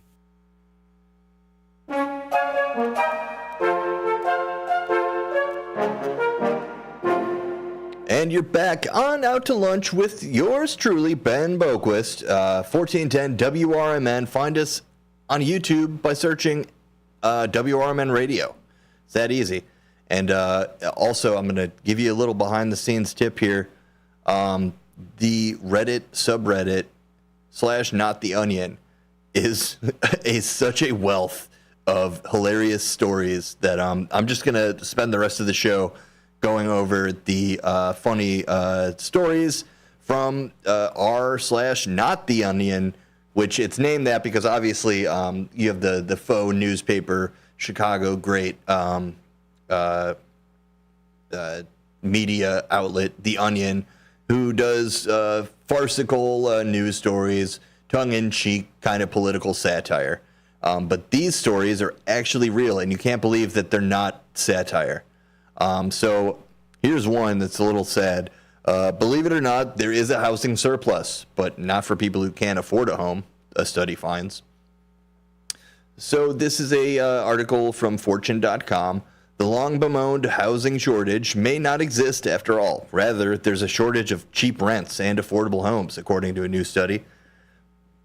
The peer-reviewed study published in April in the academic journal Housing Policy Debate found that between 2000 and 2020, the U.S. had a surplus of 3.3 million homes, defying conventional wisdom that the nation is facing a housing shortage. Alex Schwartz, one of the study's authors and chair of the master program in urban policy at the New School, tells Fortune, quote, "We're sort of an outlier in our analysis, and partly it's because we're taking this longer-term perspective. The study examined how fast the housing stock grew between the first 2 decades of the 2000s and compared it with the number of new households formed during that time period." Schwartz, with his research partner Kirk McClure, professor emeritus of urban planning at the University of Kansas, argue that many current studies that examine housing stock, which find that there's a national shortage, don't go back in time far enough and therefore overlook the large number of houses that were built during the housing boom that stretched from 2000 to 2007. The housing bubble that we experienced was a big growth in prices, also a big growth in production, McClure tells Fortune. The collapse of that formerly prosperous real estate market triggered the Great Recession. The study also included the subsequent recovery from the Great Recession that lasted from 2012 to 2020, the year of the pandemic. Yeah, that's when we stopped having a recession. Okay, not the Onion. Again, this is an article from Fortune.com that I'm highlighting. Capturing such a long stretch of time makes sure the research doesn't overreact to short-term ups and downs of the market. McClure and Schwartz argue we massively overbuilt the number of housing units we needed, and we are still here in 2024 trying to absorb that massive overbuilding in housing, said McClure. From 2000 to 2010, the U.S. had a surplus of over 4.6 million housing units, while in the following decade there was a shortage of 1.3 million fewer units than population growth would demand. All combined, that nets out to a surplus of 3.3 million homes from 2000 to 2020. Simple math. The findings contrast with a plethora of research that points to a widespread shortage of new homes being constructed. Earlier this month, the housing website Zillow published an analysis that showed in 2022 there was a housing deficit of 4.5 million new homes, while a more recent survey from Realtor.com estimated that from 2012 to 2023 there was a shortage of 2.5 million homes. However, these studies prefer to measure the construction of new homes, while McClure and Schwartz look at vacant homes. Makes sense. That on its own is a complicating factor. As the two cite in their paper, the physical condition of the vacant homes isn't fully known. Some apartments may be sitting empty because a stubborn landlord refuses to lower the rent, others because they serve as a vacation home for an affluent family, while some may be entirely dilapidated and therefore uninhabitable, doing little to solve the housing crisis. A housing surplus that still prices out many.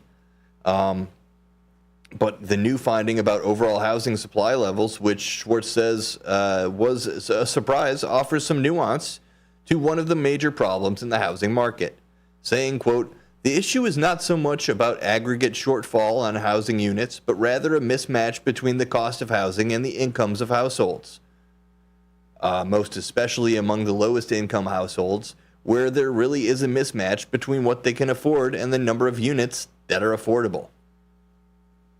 After this study, economists might debate the level of housing supply available in the U.S., but the core issue appears to remain the same: affordability. The researchers found a shortage of housing that low and very low income families could afford.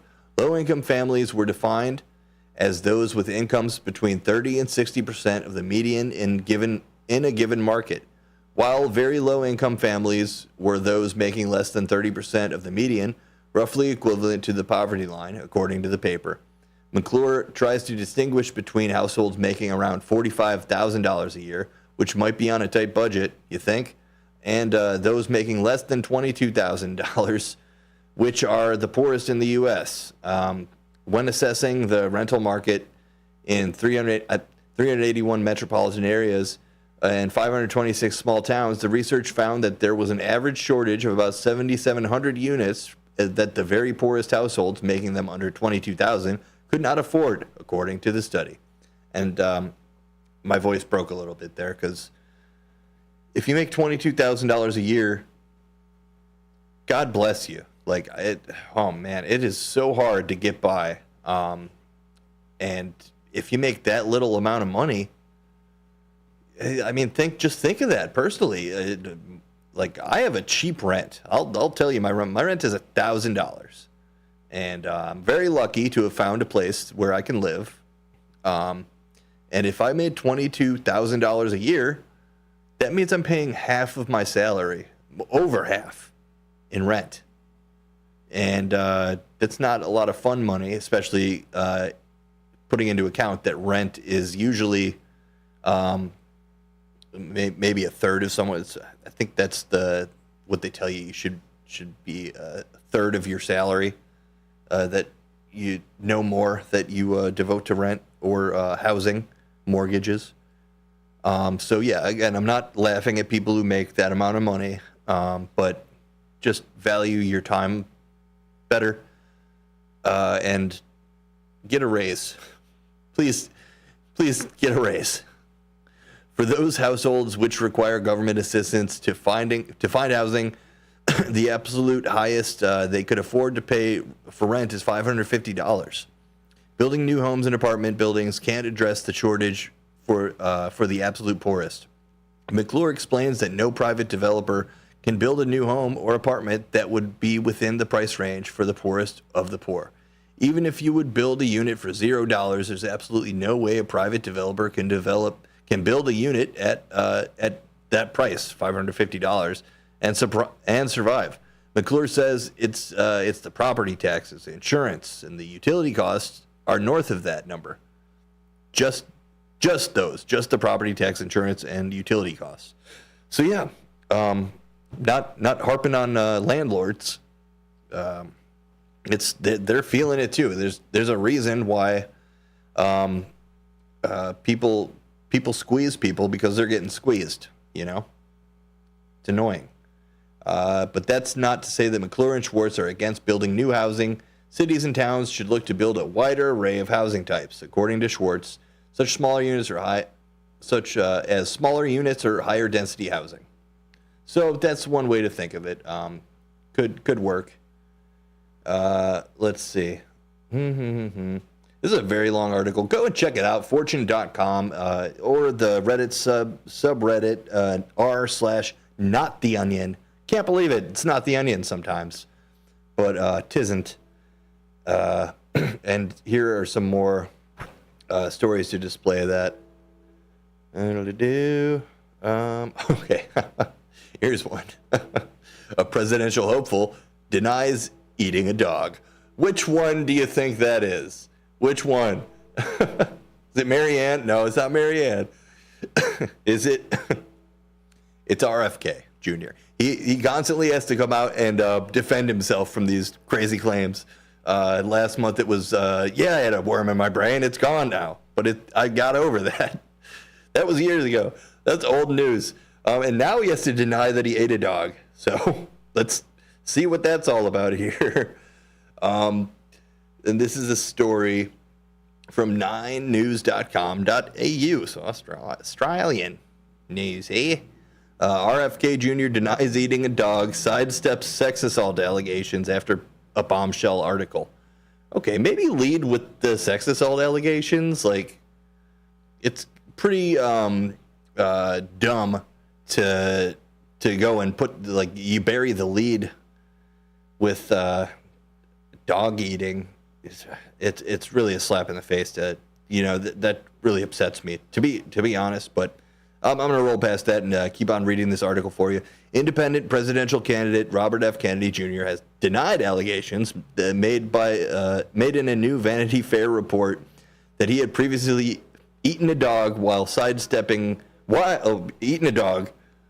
simultaneously sidestepping accusations of sexual assault levied by a former nanny in the magazine, saying, "I'm not a church boy," quote, unquote.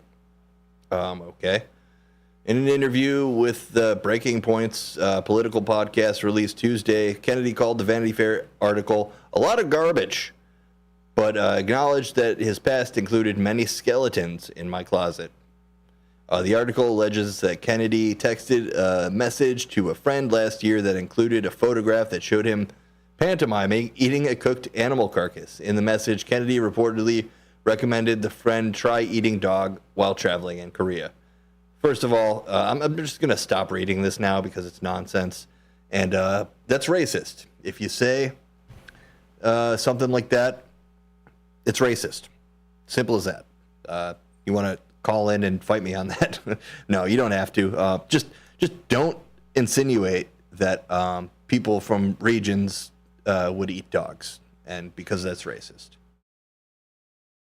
Simple as that. But yeah, Not the Onion, another crazy butt story from RFK Jr. And here's another interesting one, a headline here. Vietnam, there's an outrageous student height requirement is made. So we'll see what that's all about. Seems like a obvious discrimination thing happening here. Let's see. Vietnam, there's outrage at student height requirement. Okay, here's the article from DW.com, again off of the subreddit, Not the Onion, unfortunately. And here is the article. Too short to study? Students can revise hard for the... What? Students can revise hard for the top grades, but there's little they could do about meeting a minimum height requirement for this one university program. Interesting. So, the School of Management and Business, HSB, at the Vietnam National University in Hanoi, believes that the connection between height and success is so significant that people who are supposedly too short should no longer be allowed to study. Wow. The school announced that female students must be at least 1.58 meters tall. Male students at least 1.65 meters to be considered for admission this year. It added that exceptions could be allowed in some cases. After the Vietnamese online newspaper Trois Tre first reported on its height criterion for admissions, it sparked heated debates on social media. On June 6th, the Ministry of Education directed the university to review these requirements, following which the HSB adjusted its admission criteria. It removed the height requirement for 3 of the 4 undergraduate programs it offers. The rule now applies only to one course, Management and Security. HSB did not respond with DW requests for comments. Short kings, short queens, call on in 847-931-1410 about this dastardly discrimination against the short, which, I mean, I don't want to go too deep into the rabbit hole here, but that's it's discrimination. Simple as that. You can't discriminate someone for education, for business, based on physical attributes. You know, obviously, it comes from a source of vanity. There's not too much to judge people on, I guess, in Vietnam besides their height. Weirdly enough, it's not just about technical suitability, but also about physical suitability. The school said, adding that height is a decisive factor, especially when it comes to leadership, the self-confidence. But is there really a link between height and self-confidence? I don't think so. Being a 6'2" gentleman, you know, I have my days where I just want to wrap up in a blanket, roll down a hill. Anecdotally, French Emperor Napoleon Bonaparte was 1.66 meters tall. China's former leader Deng Xiaoping measured 1.57 meters, and Soviet Russia's Vladimir Lenin was 1.6 meters tall. Andrea Belbrem, a social psychologist at the University of Erlangen-Nuremberg in Germany, told DW that there is a connection between height and self-confidence, but it is relatively small and ambiguous. This has proven by numerous studies from the U.S., Europe, and East Asia, she said. Extreme deviations from the average height, that is being extremely short or tall, can have an impact on self-confidence, according to the studies, but for people of average height, its effect is negligible, the expert said. So, it's kind of one of those things, depending on what your job is. Like, if you're in the NBA, yeah, they're going to discriminate based on your height. But it doesn't mean that there's not, under 6 foot point guards who are the best at being point guards. You know, short kings, short queens. Call in 847-931-1410. Tell me about how confident you are, despite being a short king or queen. You know. Personally, I'm tall, and it's kind of a hindrance in my staying to myself. Like, people are like, "Oh, you're tall. Grab that for me." I guess, yeah, top shelf. Cool. Oh, you're tall. I'll throw out my ladder so then I could climb on your back to the top of the shelf. But no, that hasn't happened. But, you know, as a big guy, it was worse when I had a truck, because it was like, oh, now everyone wants me to move for them.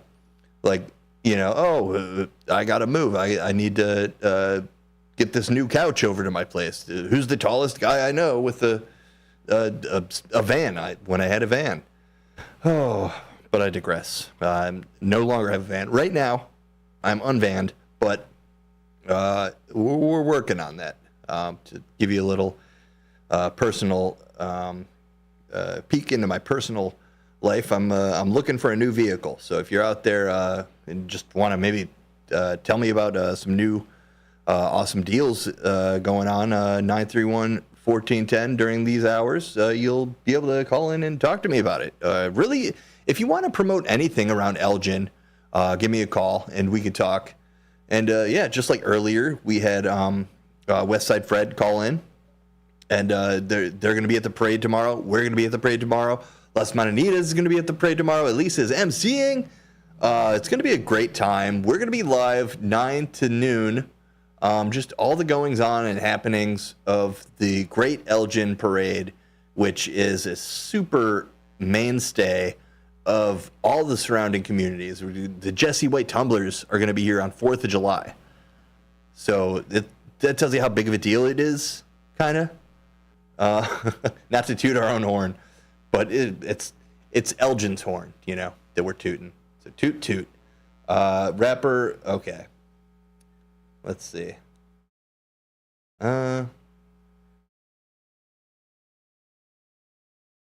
Okay, so here it is.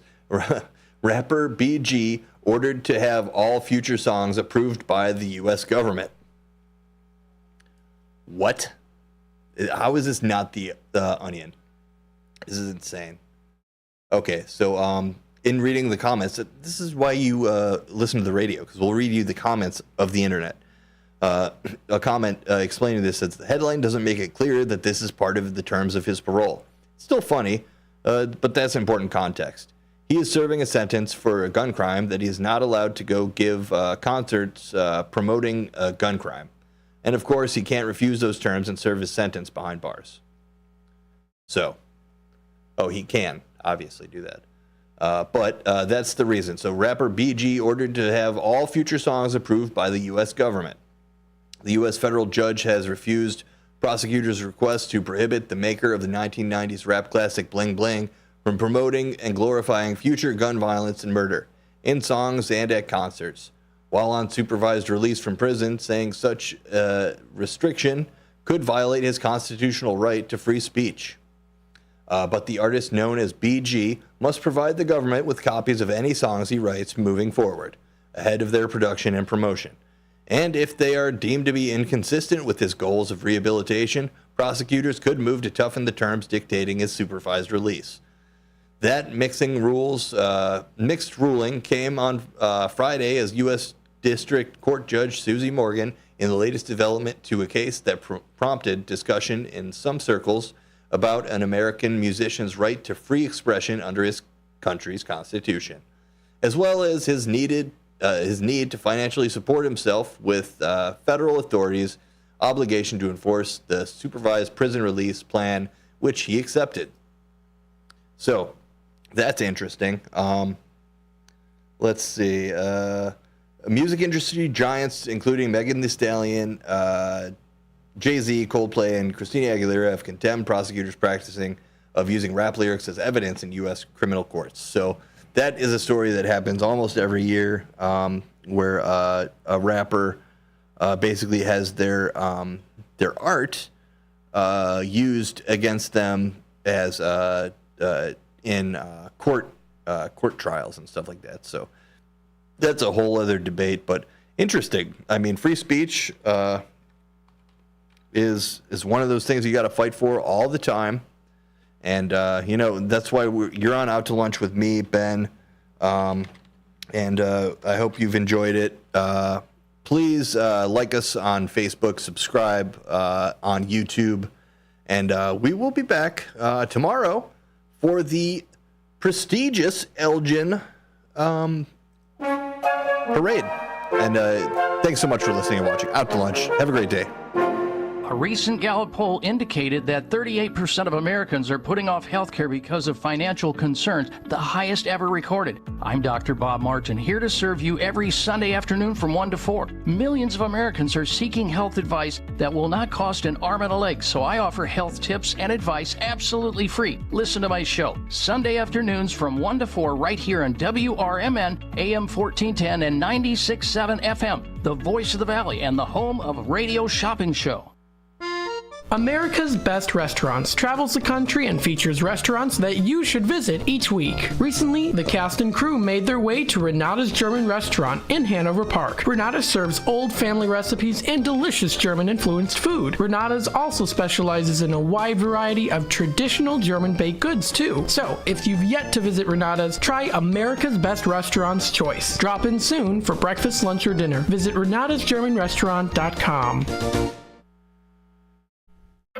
Your hometown radio station since 1949. We are WRMN AM 1410, Elgin time, 2 o'clock.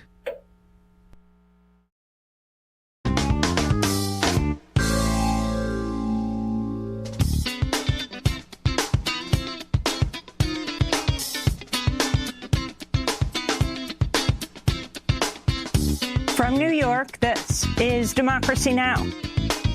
Hurricane Beryl, dangerous, devastating hurricane, has come and has gone. And it has left in its wake immense destruction, pain, suffering. Hurricane Beryl is devastating the Caribbean, including massive destruction in islands in St. Vincent and the Grenadines. We'll go to St. Vincent to speak with Prime Minister Ralph Gonsalves. Then yet another mass displacement of Palestinians in Gaza as the Israeli military issues evacuation orders for up to 250,000 people in eastern Rafah and again in Khan Yunis. Yesterday evening we were staying and all was fine in the European hospital. We were told to evacuate the European hospital. We came and both my legs are broken and my pelvis. We came to Nasser Hospital, but it was full. I'm staying in the street, waiting for them to find me a place inside the hospital. We'll go to Gaza to speak with a doctor who was forced to evacuate from European Hospital, one of the few remaining partially functioning hospitals in Gaza that's now shut down. And as Democrats discuss whether President Biden should stand down as a candidate following his disastrous debate performance, we'll speak with Jim Zogby, senior member of the Democratic National Committee, about his call for an open and transparent nomination process, a dignified way, he says, for President Biden to step down. All that and more coming up.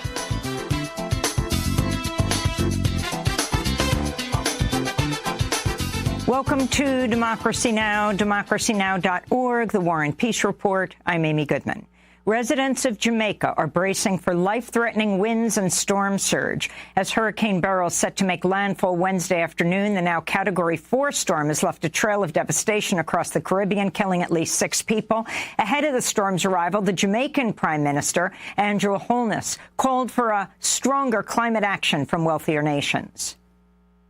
Hurricane Beryl is the earliest Category 5 hurricane on record. It highlights the growing impact of climate change on global weather patterns, particularly on small island developing states like Jamaica. While our carbon emissions are minuscule, our region bears the brunt of the impacts of climate change.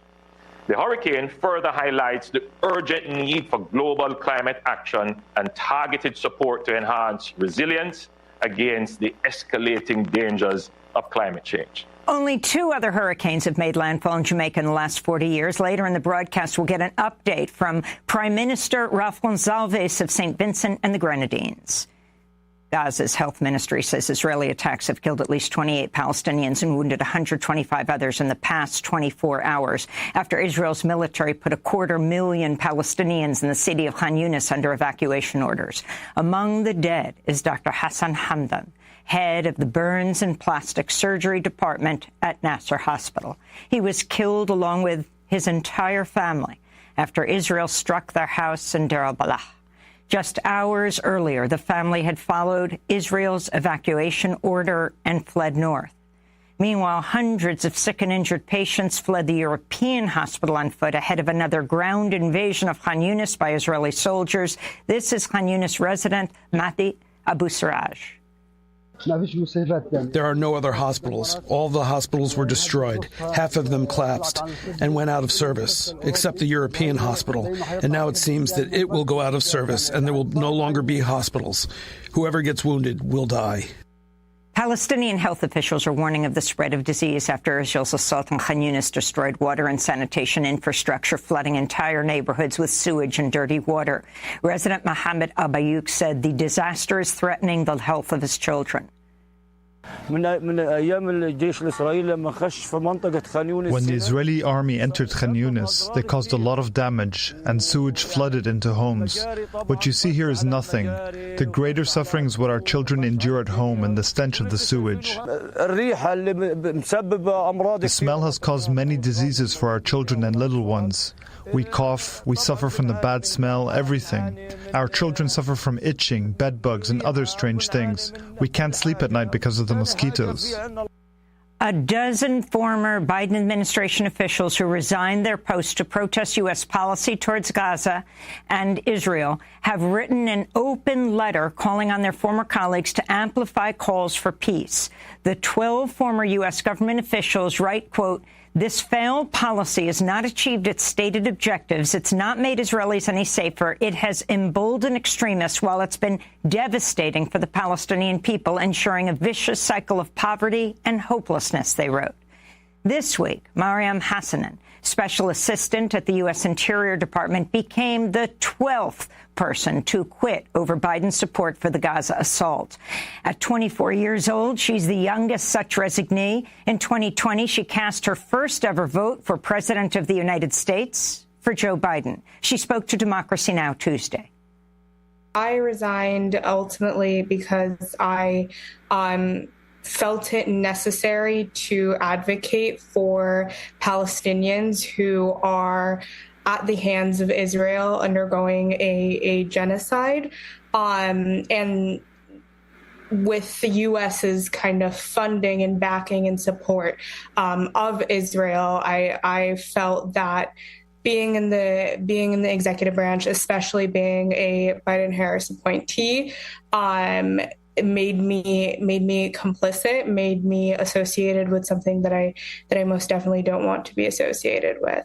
To see our interviews with other Biden administration officials who've resigned to protest U.S. support for the assault on Gaza, go to democracynow.org.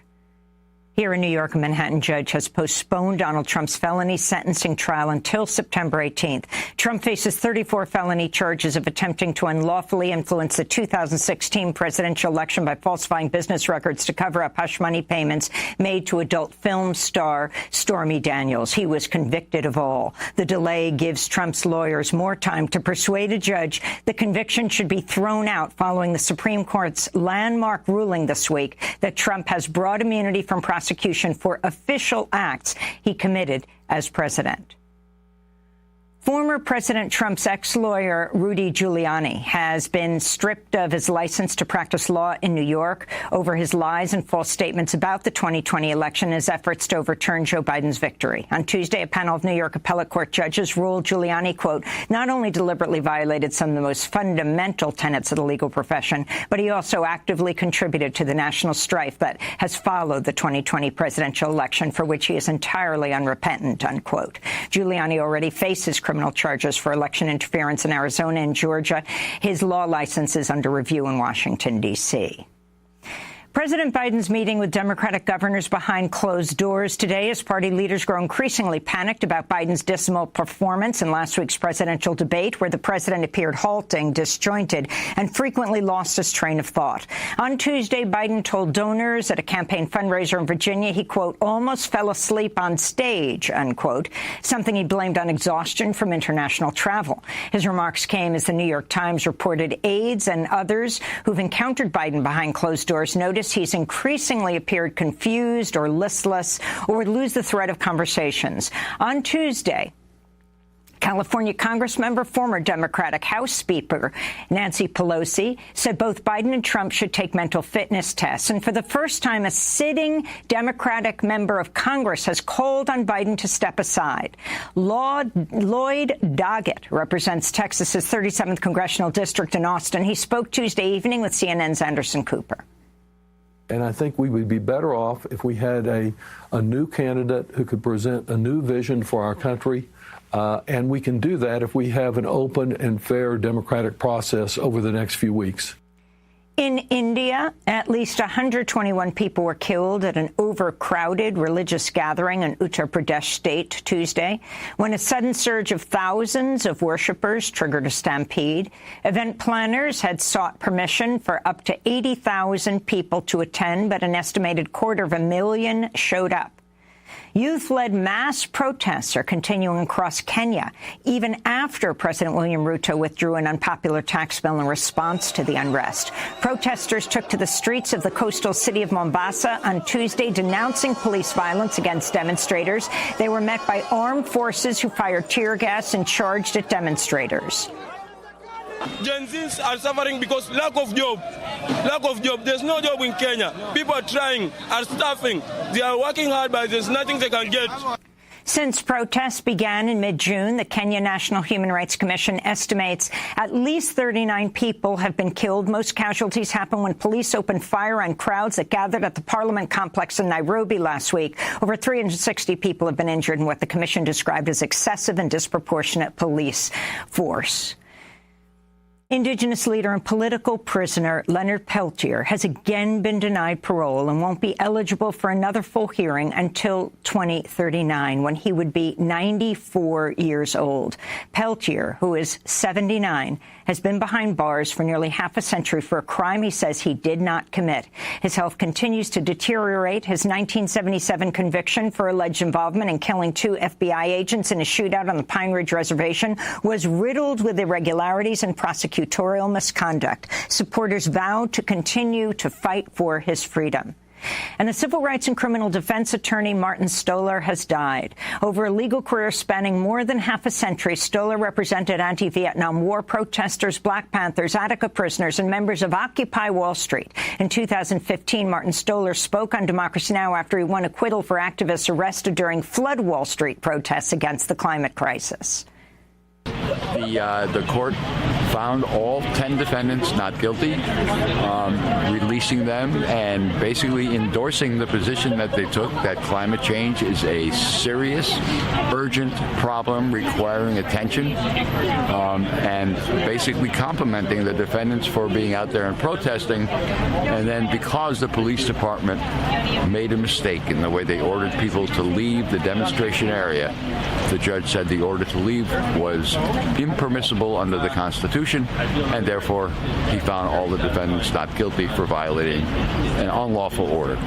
Martin Stoller was 81 years old. And those are some of the headlines. This is Democracy Now!, democracynow.org, the War and Peace Report. I'm Amy Goodman in New York, joined by Democracy Now! Co-host Juan Gonzalez in Chicago. Hi, Juan. Hi, Amy, and welcome to all of our listeners and viewers across the country and around the world. Residents of Jamaica are bracing for life-threatening winds and storm surge as Hurricane Beryl is likely to make landfall this afternoon. The now Category 4 storm has left a trail of devastation across the Caribbean, killing at least 6 people, wiping away large swaths of the island of Carriacou in Grenada and St. Vincent and the Grenadines, where most homes on Union Island have been completely destroyed. Jamaica and the Cayman Islands remain under a hurricane warning. Ahead of the storm's arrival, the Jamaican Prime Minister Andrew Holness called for stronger climate action from wealthier nations. Hurricane Beryl is the earliest Category 5 hurricane on record. It highlights the growing impact of climate change on global weather patterns, particularly on small island developing states like Jamaica. While our carbon emissions are minuscule, our region bears the brunt of the impacts of climate change. The hurricane further highlights the urgent need for global climate action and targeted support to enhance resilience against the escalating dangers of climate change. Only 2 other hurricanes have made landfall in Jamaica in the last 40 years. Beryl's expected to bring several inches of rainfall that could flood Jamaica's coast. Beryl had strengthened to a Category 5 Tuesday after devastating the Windward Islands. The storm is expected to head into Mexico's Yucatan Peninsula by Friday. Beryl is by far the earliest Category 5 storm ever observed in the Atlantic and comes as climate scientists predict an extremely active 2024 hurricane season. For more, we're going to St. Vincent. We're joined by Ralph Gonsalves, Prime Minister of St. Vincent and the Grenadines. Prime Minister, welcome to Democracy Now! Can you talk about what you just saw as you toured the disaster area? Thank you very much for having me. In the southern Grenadines of our archipelago, which is of 32 islands, 9 are inhabited, what we have in the south is really Beryl's Armageddon. Union Island is flattened. That's an island of 2,500 persons. Mairo, similarly, with 100 family homes. And Canawan, somewhere between Mayro and Union Island in terms of population, that they're all severely damaged. In fact, on Union Island, everybody is homeless. Similarly in Mayro. It's terrible. I went there yesterday to Union Island, and we are evacuating persons yesterday. About 300 came out, and we are going to continue the evacuation today. We're taking a lot of food and supplies. It's going to be a Herculean effort to rebuild. And though Union and Mayro and Canawan and the resort islands of Petit St. Vincent and Palm Island, though they are by far the worst hit, what we have had in Bequia and on the main island of St. Vincent is also terrible. It's just awful. And as Andrew Holness said, these are what we see here are the consequences of a rampaging climate change. We are in the era of the Anthropocene, and the developed countries, the major emitters, are not taking this matter seriously. The world, if we don't move to net zero, we are going to be a very inhospitable place to be in another 2-3 decades. I mean, this is not scaremongering, this is science. And we are on the front lines of this. The devastation wrought in St. Vincent and the Grenadines is going to be hundreds of millions of dollars. I wouldn't be surprised at the end of it that we're probably going to have to rebuild upwards of 1,000 homes, and it's a country with 46,000 households. So you will see the magnitude of that, and then we have to repair others. And public buildings, the disaster at the seashore, the erosion of the land degradation because of the raging seas. We are, in a sense, going up a down escalator. Every time we make some progress, we get hit by these natural disasters, and we have to start afresh. And every time we have fresh hope.